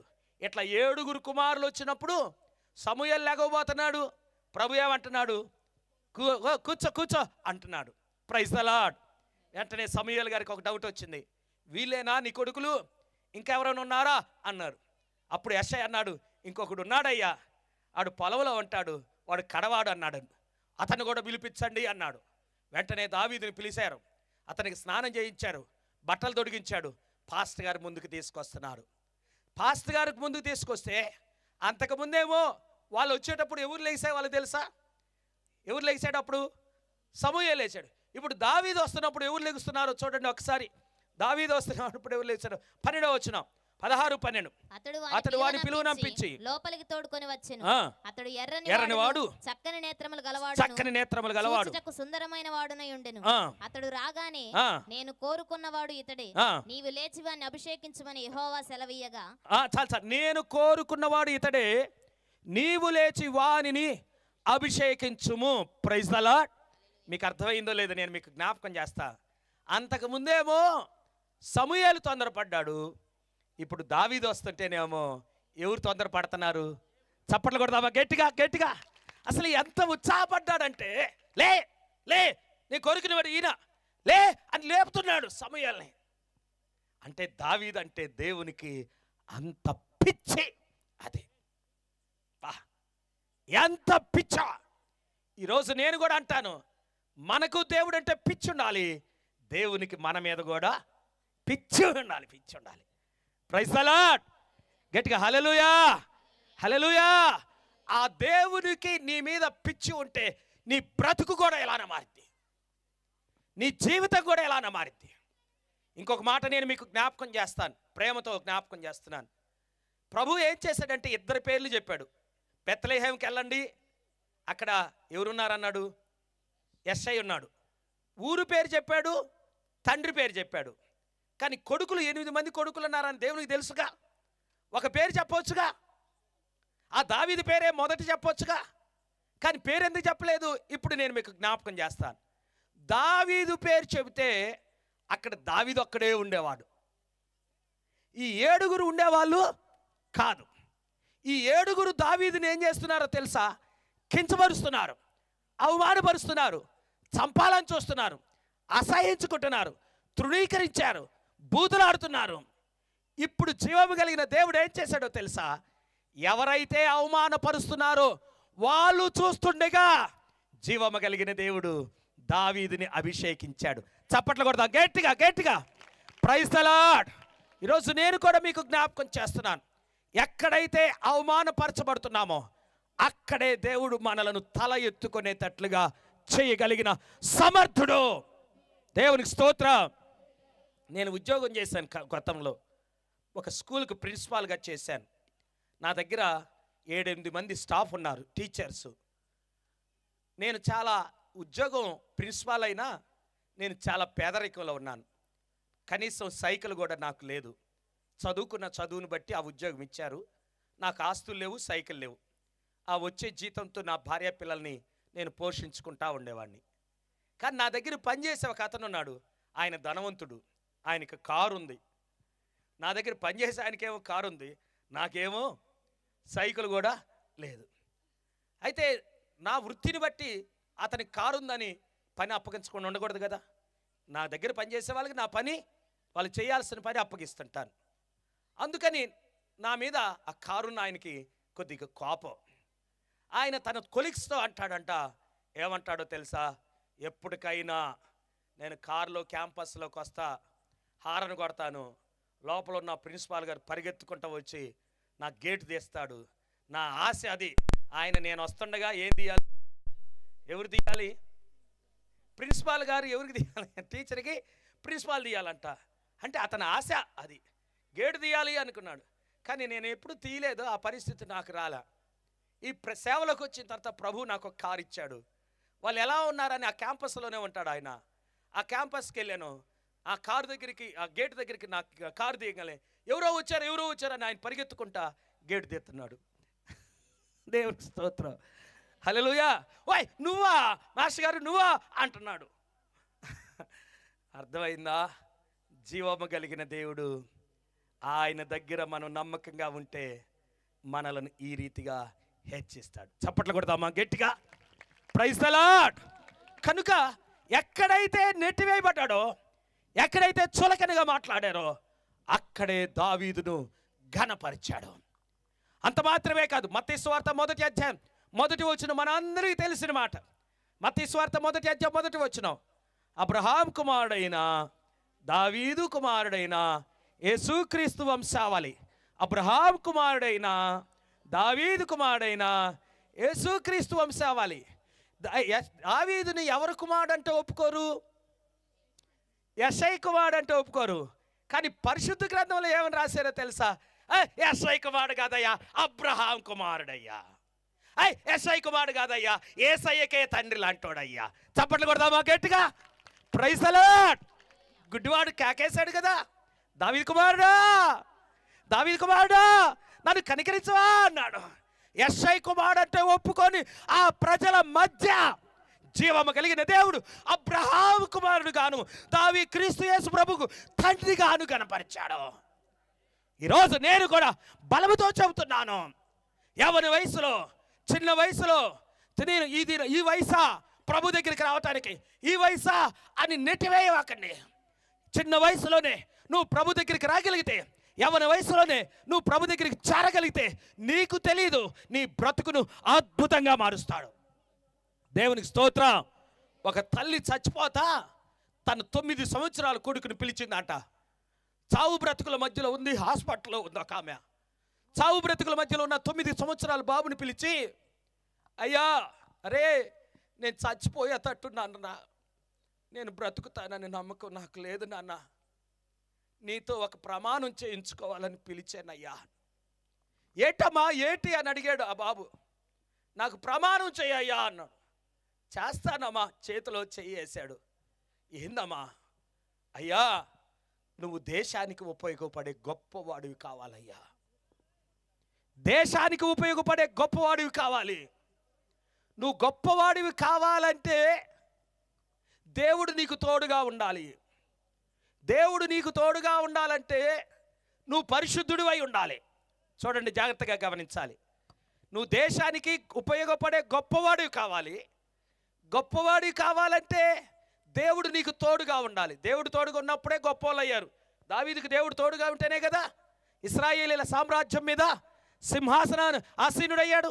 దేవునికి స్తోత్రం. నువ్వు దేవుడు తోడుగా ఉండాలంటే నువ్వు పరిశుద్ధుడివై ఉండాలి. నువ్వు పరిశుద్ధుడివై ఉండాలంటే నాకు ప్రమాణం చేయయ్యా, నీ జీవితంలో సిగరెట్ తాగను, మందు తాగను అని ప్రమాణం చేయించుకుంది ఒక తల్లి. నేను ప్రేమతో జాగ్రత్తగా వినండి దయచేసి. 9 సంవత్సరాల పిల్లోని చూసి ఏ తల్లి అయినా అలాంటి ప్రమాణం చేయించిద్దా? ఏమ్మా, నీ బిడ్డ నీకు బంగారంలాగా ఉంటాడు, నీ బిడ్డ నీకు పరిశుద్ధుడు లాగుంటాడు. కేసు వచ్చినప్పుడు, ఎవరు కొంప దూకినప్పుడు, ఎవరినో నాశనం చేసినప్పుడు ఒరే నా బిడ్డ ఇలా అంటాడు అనుకుంటావు. అప్పుడు దాకా నీ బంగారమే. కానీ ఆ తల్లి 9 సంవత్సరాలప్పుడు బిడ్డ చేత ప్రమాణం చేయించుకుంది, నాకు మాట ఇవ్వయ్యా, నీ జీవితంలో మందు తాగను, సిగరెట్ తాగనని ఈరోజు పోయి పిల్లల చేత ప్రమాణం చెప్పుకోండి. దేవునికి స్తోత్రం. ఈ 10 సంవత్సరాలకే వాళ్ళు త్రాగుబోతులు అవుతున్నారు, తిరుగుబోతులు అవుతున్నారు. ఇప్పుడు చూడండి, మీ పిల్లలు ఎంతమంది ఇక్కడ కూర్చున్నారో అక్కడ ఎంతమంది ఆడుతున్నారో, గుట్టలు గుట్టలుగా ఈ సభ జరుగుతుంటే ఎంతమంది మాట్లాడుతున్నారో. వాళ్ళకి భక్తి లేదు, వాళ్ళకి భయం లేదు, వాళ్ళకి నేర్పించట్లా మీరు, వాళ్ళని దేవుని సన్నిధికి తీసుకురావటం లేదు. వాళ్ళు చెడిపోతారమ్మా, వాళ్ళు పాడైపోతారు, వాళ్ళు పాడైపోతారు. చిన్నపిల్లల్ని విడిచిపెట్టవాకండి. ఆ తల్లి ప్రమాణం చేయించుకొని చచ్చిపోయిందంట. ఆ ప్రమాణానికి ఆ బాబు కట్టుబడి 14 సంవత్సరాలకే బాప్తిసం తీసుకున్నాడు, దేవునికి ఇష్టడుగా ఉన్నాడు. ఆ బాబు ప్రేమతో జ్ఞాపకం చేస్తున్నాను, అమెరికా దేశానికి ప్రెసిడెంట్ అయ్యాడు. ఆయన పేరు అబ్రహాం లింకన్. అబ్రహాం లింకన్ అని ఆయన దేశానికి, అమెరికా దేశానికి ప్రెసిడెంట్ అయ్యాడు. ప్రెసిడెంట్ కావటానికి కారణం ఏంటిదో తెలుసా? వాళ్ళ అమ్మ 9 సంవత్సరాలప్పుడు బిడ్డను దగ్గరికి తీసుకొని ప్రమాణం చేయించుకుందంట. ఏమనమ్మా? మందు తాగను, సిగరెట్ తాగను. ప్రధాని అయిన తర్వాత ఒకరోజు సైన్యాధిపతి ఆయన విందుకు పిలిచాడంట. అబ్రహాం లింకన్ గారిని విందుకు పిలిచాడు.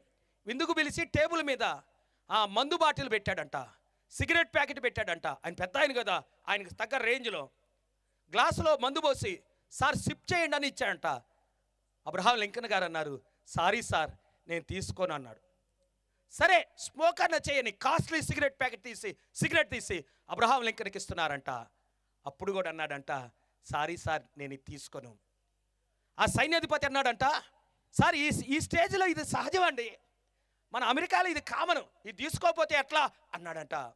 అప్పుడు ఆయన అన్నాడంట, మా అమ్మకి నేను మాట ఇచ్చాను, నేను ఈ పని చేయను. దేవునికి స్తోత్రం. నేను ఒక విషయాన్ని మీకు అర్థమయ్యే రీతిలో చెప్పడానికి ప్రయత్నం చేస్తున్నాను. చిన్న వయసులో తీసుకున్న తీర్మానాలు దేవునికి ఇష్టమైతే మీ జీవితంలో గొప్ప వాళ్ళు అవుతారు. దేవునికి స్తోత్రం. గట్టిగా హల్లెలూయా. చాలామంది చిన్నపిల్లలు బాప్తీసం తీసుకుంటుంటే అడ్డుపడుతున్నారు, వాళ్ళని ఎదగనివ్వట్లేదు, ఆత్మీయంగా బలపరచట్లేదు. వాళ్ళు భావి జీవితంలో గొప్ప వాళ్ళు అవుతారు, మీరు గ్రహించట్లా. ఇంకొక చిన్న విషయాన్ని చెప్పి నేను ముగిస్తాను. భయంకరమైన వర్షం కురుస్తుంది. 12 సంవత్సరాల బాబు ఇంటికి పోదామని పరిగెత్తుతూ ఉన్నాడు. దారిలో వర్షం పడుతుంది, ఆ బజారంతా నీళ్లు పారుతూ ఉన్నాయి. ఇంటికి పోదామని వెళ్తున్నాడు. ఆ ఇంటి పోయే దారిలో ఒక అతను దారి ప్రక్కన పడిపోయి ఉన్నాడు, ఆ కాలువలో పడిపోయి ఉన్నాడు. ఈ బాబు చూసి పోలేక ఎవరా అని ఇటు తీసి మనిషిని ఇలా పడేశాడు. ఆ పడి ఉన్న మనిషి వాళ్ళ నాన్నే. వాళ్ళ నాన్న భయంకరమైన త్రాగుబోతు, రాత్రి మొగులు తాగుతానే ఉంటాడు. ఆ తండ్రిని లేపాలని 12 సంవత్సరాల అబ్బాయి, 11 సంవత్సరాలు ఆ 11 సంవత్సరాల అబ్బాయి ఆ తండ్రిని లేపడానికి ప్రయత్నం చేస్తే అతను పెద్దోడు, తండ్రి లేవలేకపోయాడు. చాలామందిని ఆ వర్షంలో ఆపుతుంటే ఎవరు రావట్లా. వెంటనే ఆ కాలర్ పట్టుకొని ఆ నీటి వాగులో ఈడ్చుకుంటూ వాళ్ళ ఇంటికి తీసుకెళ్ళాడు. ఇంటికి తీసుకెళ్ళి ఆ పంచలో పడేసి వాళ్ళ అమ్మని పిలిచాడు. అమ్మా, ఎట్టాంటి నాన్న నాకు ఈయన ఏడ దొరికాడే నీకు, ఈ తాగుబోతుడు ఏడ దొరికాడే నీకు, చూడు ఆడాడో పడ్డాడు, రోజు ఎవరు తెస్తారో అని ఆడు పడేసి లోపలికి వెళ్ళాడు. వాళ్ళ అమ్మ వచ్చి భర్తను చూసుకుంటుంది. ఆయన కదలట్లేదు, మెదలట్లేదు. నీళ్ళు తెచ్చి మొక్క మీద చల్లుతుంది, కదలట్లేదు, మెదలట్లేదు. నాడి పట్టుకొని చూస్తే అప్పటికే ఎప్పుడుకో ఆయన ప్రాణం పోయింది. అయ్యా మీ నాన్న చచ్చిపోయాడు రా అని కేకలేస్తుంది. ఆ బాబు కూడా కొద్దిసేపు ఏడ్చి ఆయన సమాధి చేశారు. వీళ్ళమ్మ ఆ బాబుని తీసుకొని సండే స్కూల్కి వెళ్తుంది క్రమం తప్పకుండా. ఆ సండే స్కూల్లో దేవుని మాటలు వింటా ఉన్నాడు. వింటూ ఒక నిర్ణయానికి వచ్చాడు. వాళ్ళ నాన్న చచ్చిపోయిన 4వ నెలకి, 11వ సంవత్సరం 4వ నెలకి పాస్టర్ గారి దగ్గరికి వెళ్ళి పాస్టర్ గారిని అడుగుతున్నాడంట, అయ్యా నాకు బాప్తిస్మం ఇవ్వరా అని. ఆ పాస్టర్ గారికి ఏం అర్థం కాల. 11వ సంవత్సరం 11 సంవత్సరాలకి ఏం బాప్తిస్మం రా అన్నాడు. అయ్యా నాకు బాప్తిస్మం అయ్యా అన్నట్టు. ఎందుకు ఈ సమయంలో బాప్తిస్మం అడుగుతున్నావు? అప్పుడు ఆ కొడుకు అన్నాడంట, అయ్యా మా నాన్న తాగి చచ్చిపోయాడు, మా నాన్న తాగి మా కుటుంబాన్ని సర్వనాశనం చేశాడు, మమ్మను రోజు నరకం చూపిస్తాడు. మా ఇంట్లో ప్రశాంతత లేదు. రాత్రి వేళ మా ఇంట్లో పెద్ద తుఫాను, ఉరుములు మెరుపులు, నేను తట్టుకోలేకపోయాను. ఆయన చచ్చిపోయాడు. మా నాన్నలాగా నేను త్రాగుబోతుని కాకూడదు. మా నాన్నలాగా నేను తిరుగుబోతుని కాకూడదు. నేను దేవునికి ఇష్టడుగా ఉండాలి. నాకు బాప్తిస్మీ అయ్యా అని పాస్టర్ గారిని అడిగితే, పాస్టర్ గారు వాళ్ళ అమ్మని పిలిపించి జరిగిన విషయం చెప్పి, వాళ్ళ అమ్మ కూడా అంగీకరించింది. ఇద్దరు కలిసి బాబుకు బాప్తిస్మం ఇచ్చారు. ఆ బాబు అప్పటి నుంచి దేవునికి దగ్గరగా ఉండి సండే స్కూల్ టీచర్ అయి, ఆ తర్వాత చర్చిలో బోధకుడై, పెద్ద ప్రసంగికుడై, నేను మీకు చెబుతున్నాను, మీరు నమ్మరు, ఆయన కూడా అమెరికా దేశానికి ప్రెసిడెంట్ అయ్యాడు. ఆయన పేరే రొనాల్డ్ రీగన్. ఆయన పేరే రొనాల్డ్ రీగన్. ఈరోజు నేను మీకు చెప్తున్నా, తాగుబోతు కొడుకు అమెరికా దేశానికి ఏమో మాట్లాడరు, ఏమయ్యాడు? ప్రెసిడెంట్ అయ్యాడు. త్రాగుబోతు కొడుకు అమెరికా దేశానికి ప్రెసిడెంట్ అయ్యాడు. 9 సంవత్సరాలప్పుడే తల్లిని కోల్పోయిన అబ్రహాం లింకన్ ప్రెసిడెంట్ అయ్యాడు. తల్లిదండ్రులు విడిచిపెట్టిన దావీదు ఇశ్రాయేలు సామ్రాజ్యానికి అధ్యక్షుడయ్యాడు. కేవలం దేవుని దగ్గరికి రావటం వల్ల, దేవునికి వారి జీవితాలు అప్పగించుకోవటం వల్ల. కాలయాపన చేయటమో, ఏదో మీటింగులు పెట్టారు చూసిపోదాం అనుకుంటే ప్రయోజనం లేదు.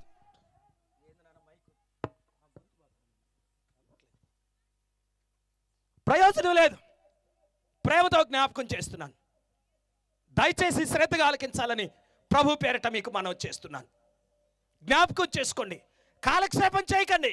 బాగా పెట్టారు, జనం బాగా వచ్చారు, 3 రోజులు అనురా, తిన్నంత అనురా అని చెప్పుకోవటానికి కాదు మీటింగ్స్. ఈరోజు నీ నిర్ణయం ఏంటి? నువ్వు ఏం తీర్మానం తీసుకుంటున్నావు? ఆ చిన్న వయసులో, పసి వయసులో వాళ్ళు ప్రభుకి ఇష్టలుగా ఉన్నారు. వారి జీవితాలు మారిపోయినాయి.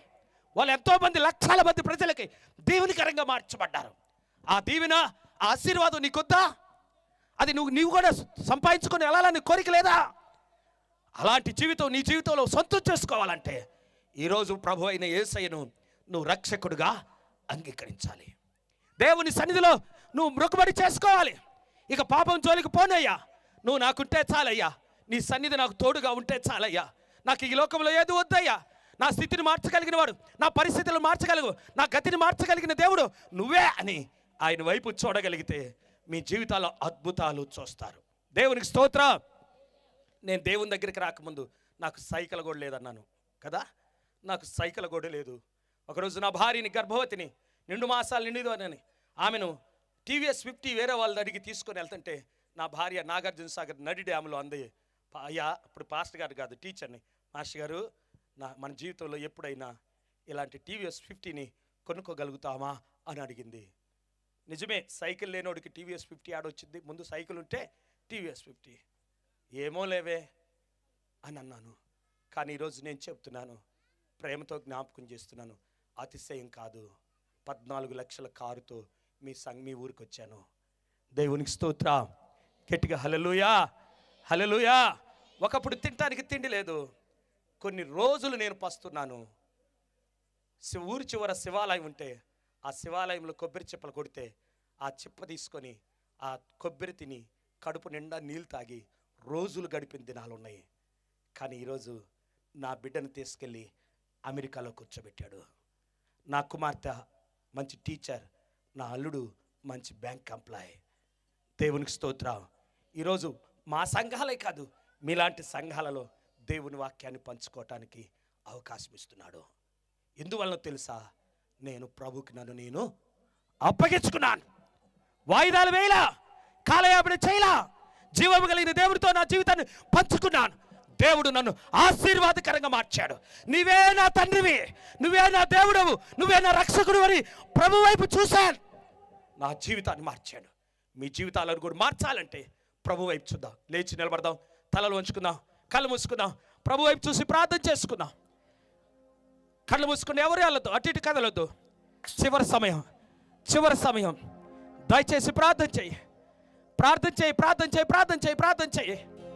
దావీదు జీవితాన్ని మార్చిన దేవుడు, యేసేపు జీవితాన్ని మార్చిన దేవుడు, ఎస్తేరు జీవితాన్ని మార్చిన దేవుడు, అబ్రహాం లింకన్ జీవితాన్ని మార్చిన దేవుడు, రొనాల్డ్ రీగన్ జీవితాన్ని మార్చిన దేవుడు, నా జీవితాన్ని మార్చిన దేవుడు, ఎంతమందికో ఆశీర్వాదకరంగా మార్చిన దేవుడు నీ జీవితంలో కూడా మాయ్. కళ్ళు మూసుకొని ప్రార్థన అంటే పరిగెత్తడానికా? కళ్ళు మూసుకోండి, ప్రార్థనలో ఉండండి, ప్రార్థనలో ఉండండి. కళ్ళు మూసుకొని దేవుని వైపు చూడండి, దేవునితో మాట్లాడండి. నీ పరిస్థితి ఎలా ఉందో, నీ జీవితం ఎలా ఉందో, నీ కుటుంబం ఎలా ఉందో, మీ నాన్న త్రాగుబోతేనా, తిరిగిపోతేనా, జూదిగాడేనా, వ్యభిచారా, ఒకసారి వేదనతో ప్రార్థన చేయి. నీ భర్త ఎలా ఉన్నాడో, నీ పిల్లలు ఎలా ఉన్నారో ఒక్కసారి జ్ఞాపకం చేసుకో. నువ్వెలా ఉన్నావో, నీ కుటుంబ పరిస్థితి ఎలా ఉందో ఒక్కసారి జ్ఞాపకం చేసుకో. ఎంటర్టైన్మెంట్ చేయడానికి కాదు ఇక్కడికి వచ్చింది, కాలక్షేపం చేయడానికి కాదు ఇక్కడికి వచ్చింది. మార్చగలిగిన దేవుడు సమీపంగా ఉండగా నువ్వు ఒట్టిగా ఉంటే ప్రయోజనం లేదు.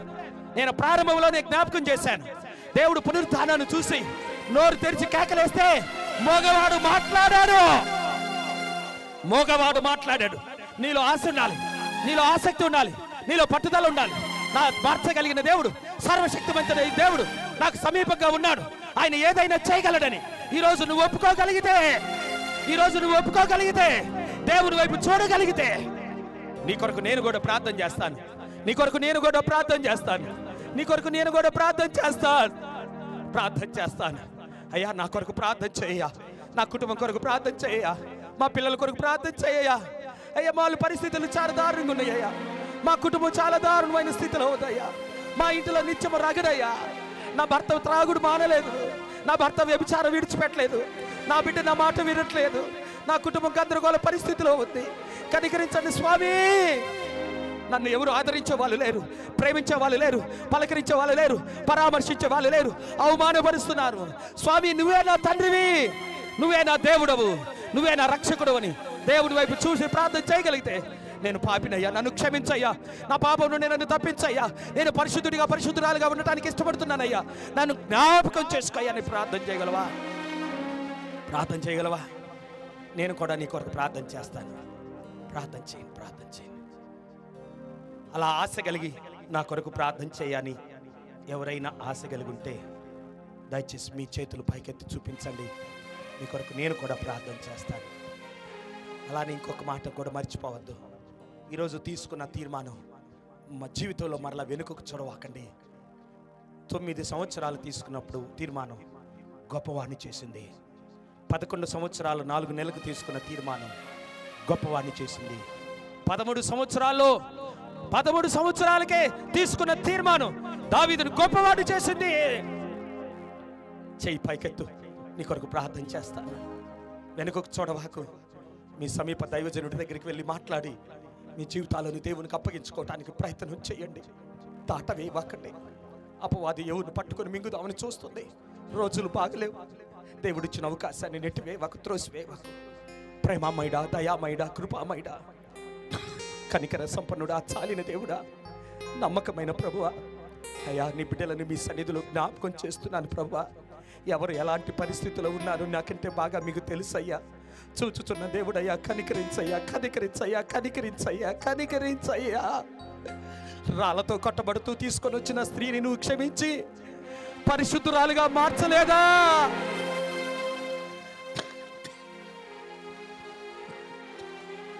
పరిశుద్ధురాలుగా మార్చలేదా? అమ్మా వారెక్కడా అని పిలవలేదా? ప్రజలకు భయపడి మిట్ట మధ్యాహ్నమున అయ్యా సమరయ స్త్రీ కుండ తీసుకొని వస్తే ఆమెను గొప్ప సాక్షిగా నిలబెట్టలేదా? అయ్యా నీ వైపు చూడటానికి నాకు ధైర్యం చాలదయ్యా. ఆకాశం వైపు ఎత్తడానికి, కన్నులెత్తి చూడటానికి కూడా నాకు ధైర్యం చాలదయ్యా. నేను పాపినయ్యా అని గుండెలు బాదుకున్న ఆ సుక్కరిని నీతిమంతుడిగా మార్చలేదా? అయ్యా నేను పాపిని, నా దగ్గరికి రావద్దయ్యా, నేను పాపిని, నా దగ్గరికి రావద్దయ్యా అని అయ్యా నీ కాళ్ళ మీద పడ్డ పేతుర్ని ఆదిమ సంఘానికి కాపరిని చేయలేదా? ఈ సమయంలో నీ బిడ్డలను జ్ఞాపకం చేస్తున్నాను. ఎవరు పశ్చాత్తాపంతో విరిగి నలిగిన హృదయంతో నీ వైపు చూస్తున్నారో వారిని జ్ఞాపకం చేసుకొని వారి జీవితాల్లో గొప్ప కార్యం జరిగిస్తావని ఎంతగా ప్రయాసపడి సభలు ఏర్పాటు చేసిన దైవజనుని, కుటుంబాన్ని, సంఘాన్ని నీ గాయపడిన చేతులకే అప్పగిస్తూ నాజరేయుడైన యేసయ్య నామమున ప్రార్థిస్తున్నాం తండ్రి. దయచేసి కూర్చోండి ఒక నిమిషం. పాస్టర్ గారు సార్ మాట్లాడతాడు. సమయం ఇచ్చిన సేవకులకు వందనాలు.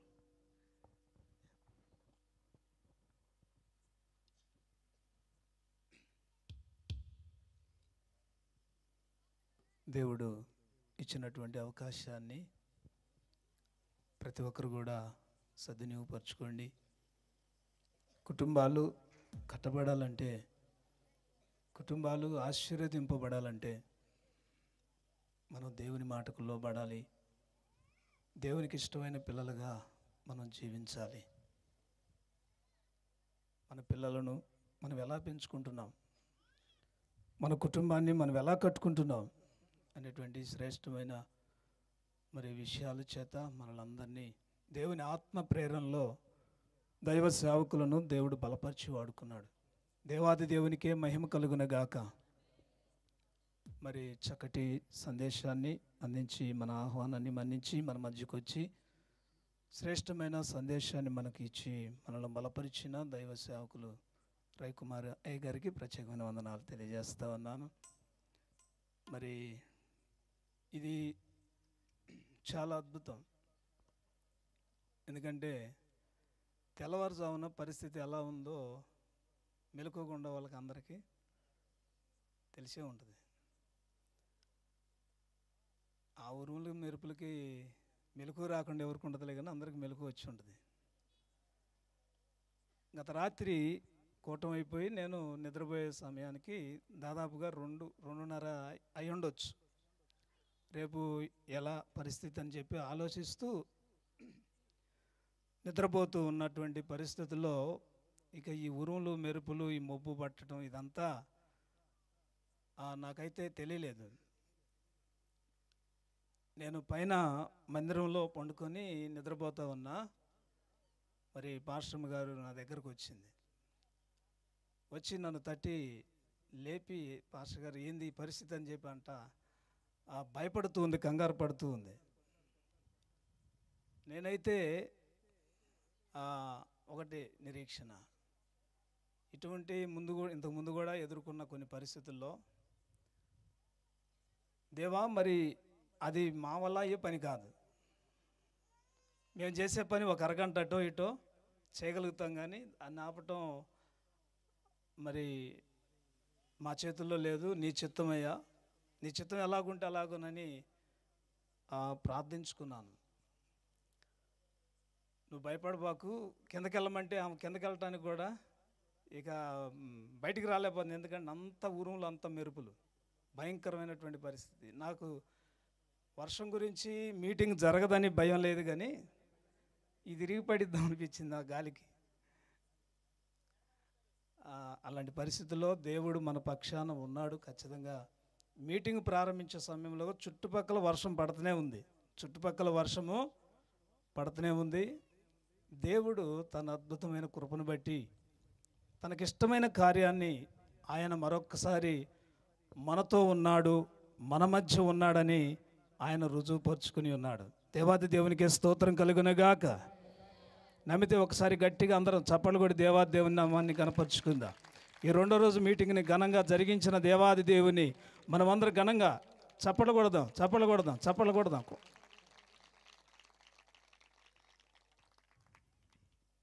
ఈ 2వ రోజు సభ, ఈ సభ నిమిత్తం మీ ప్రేమపూర్వక అర్పణ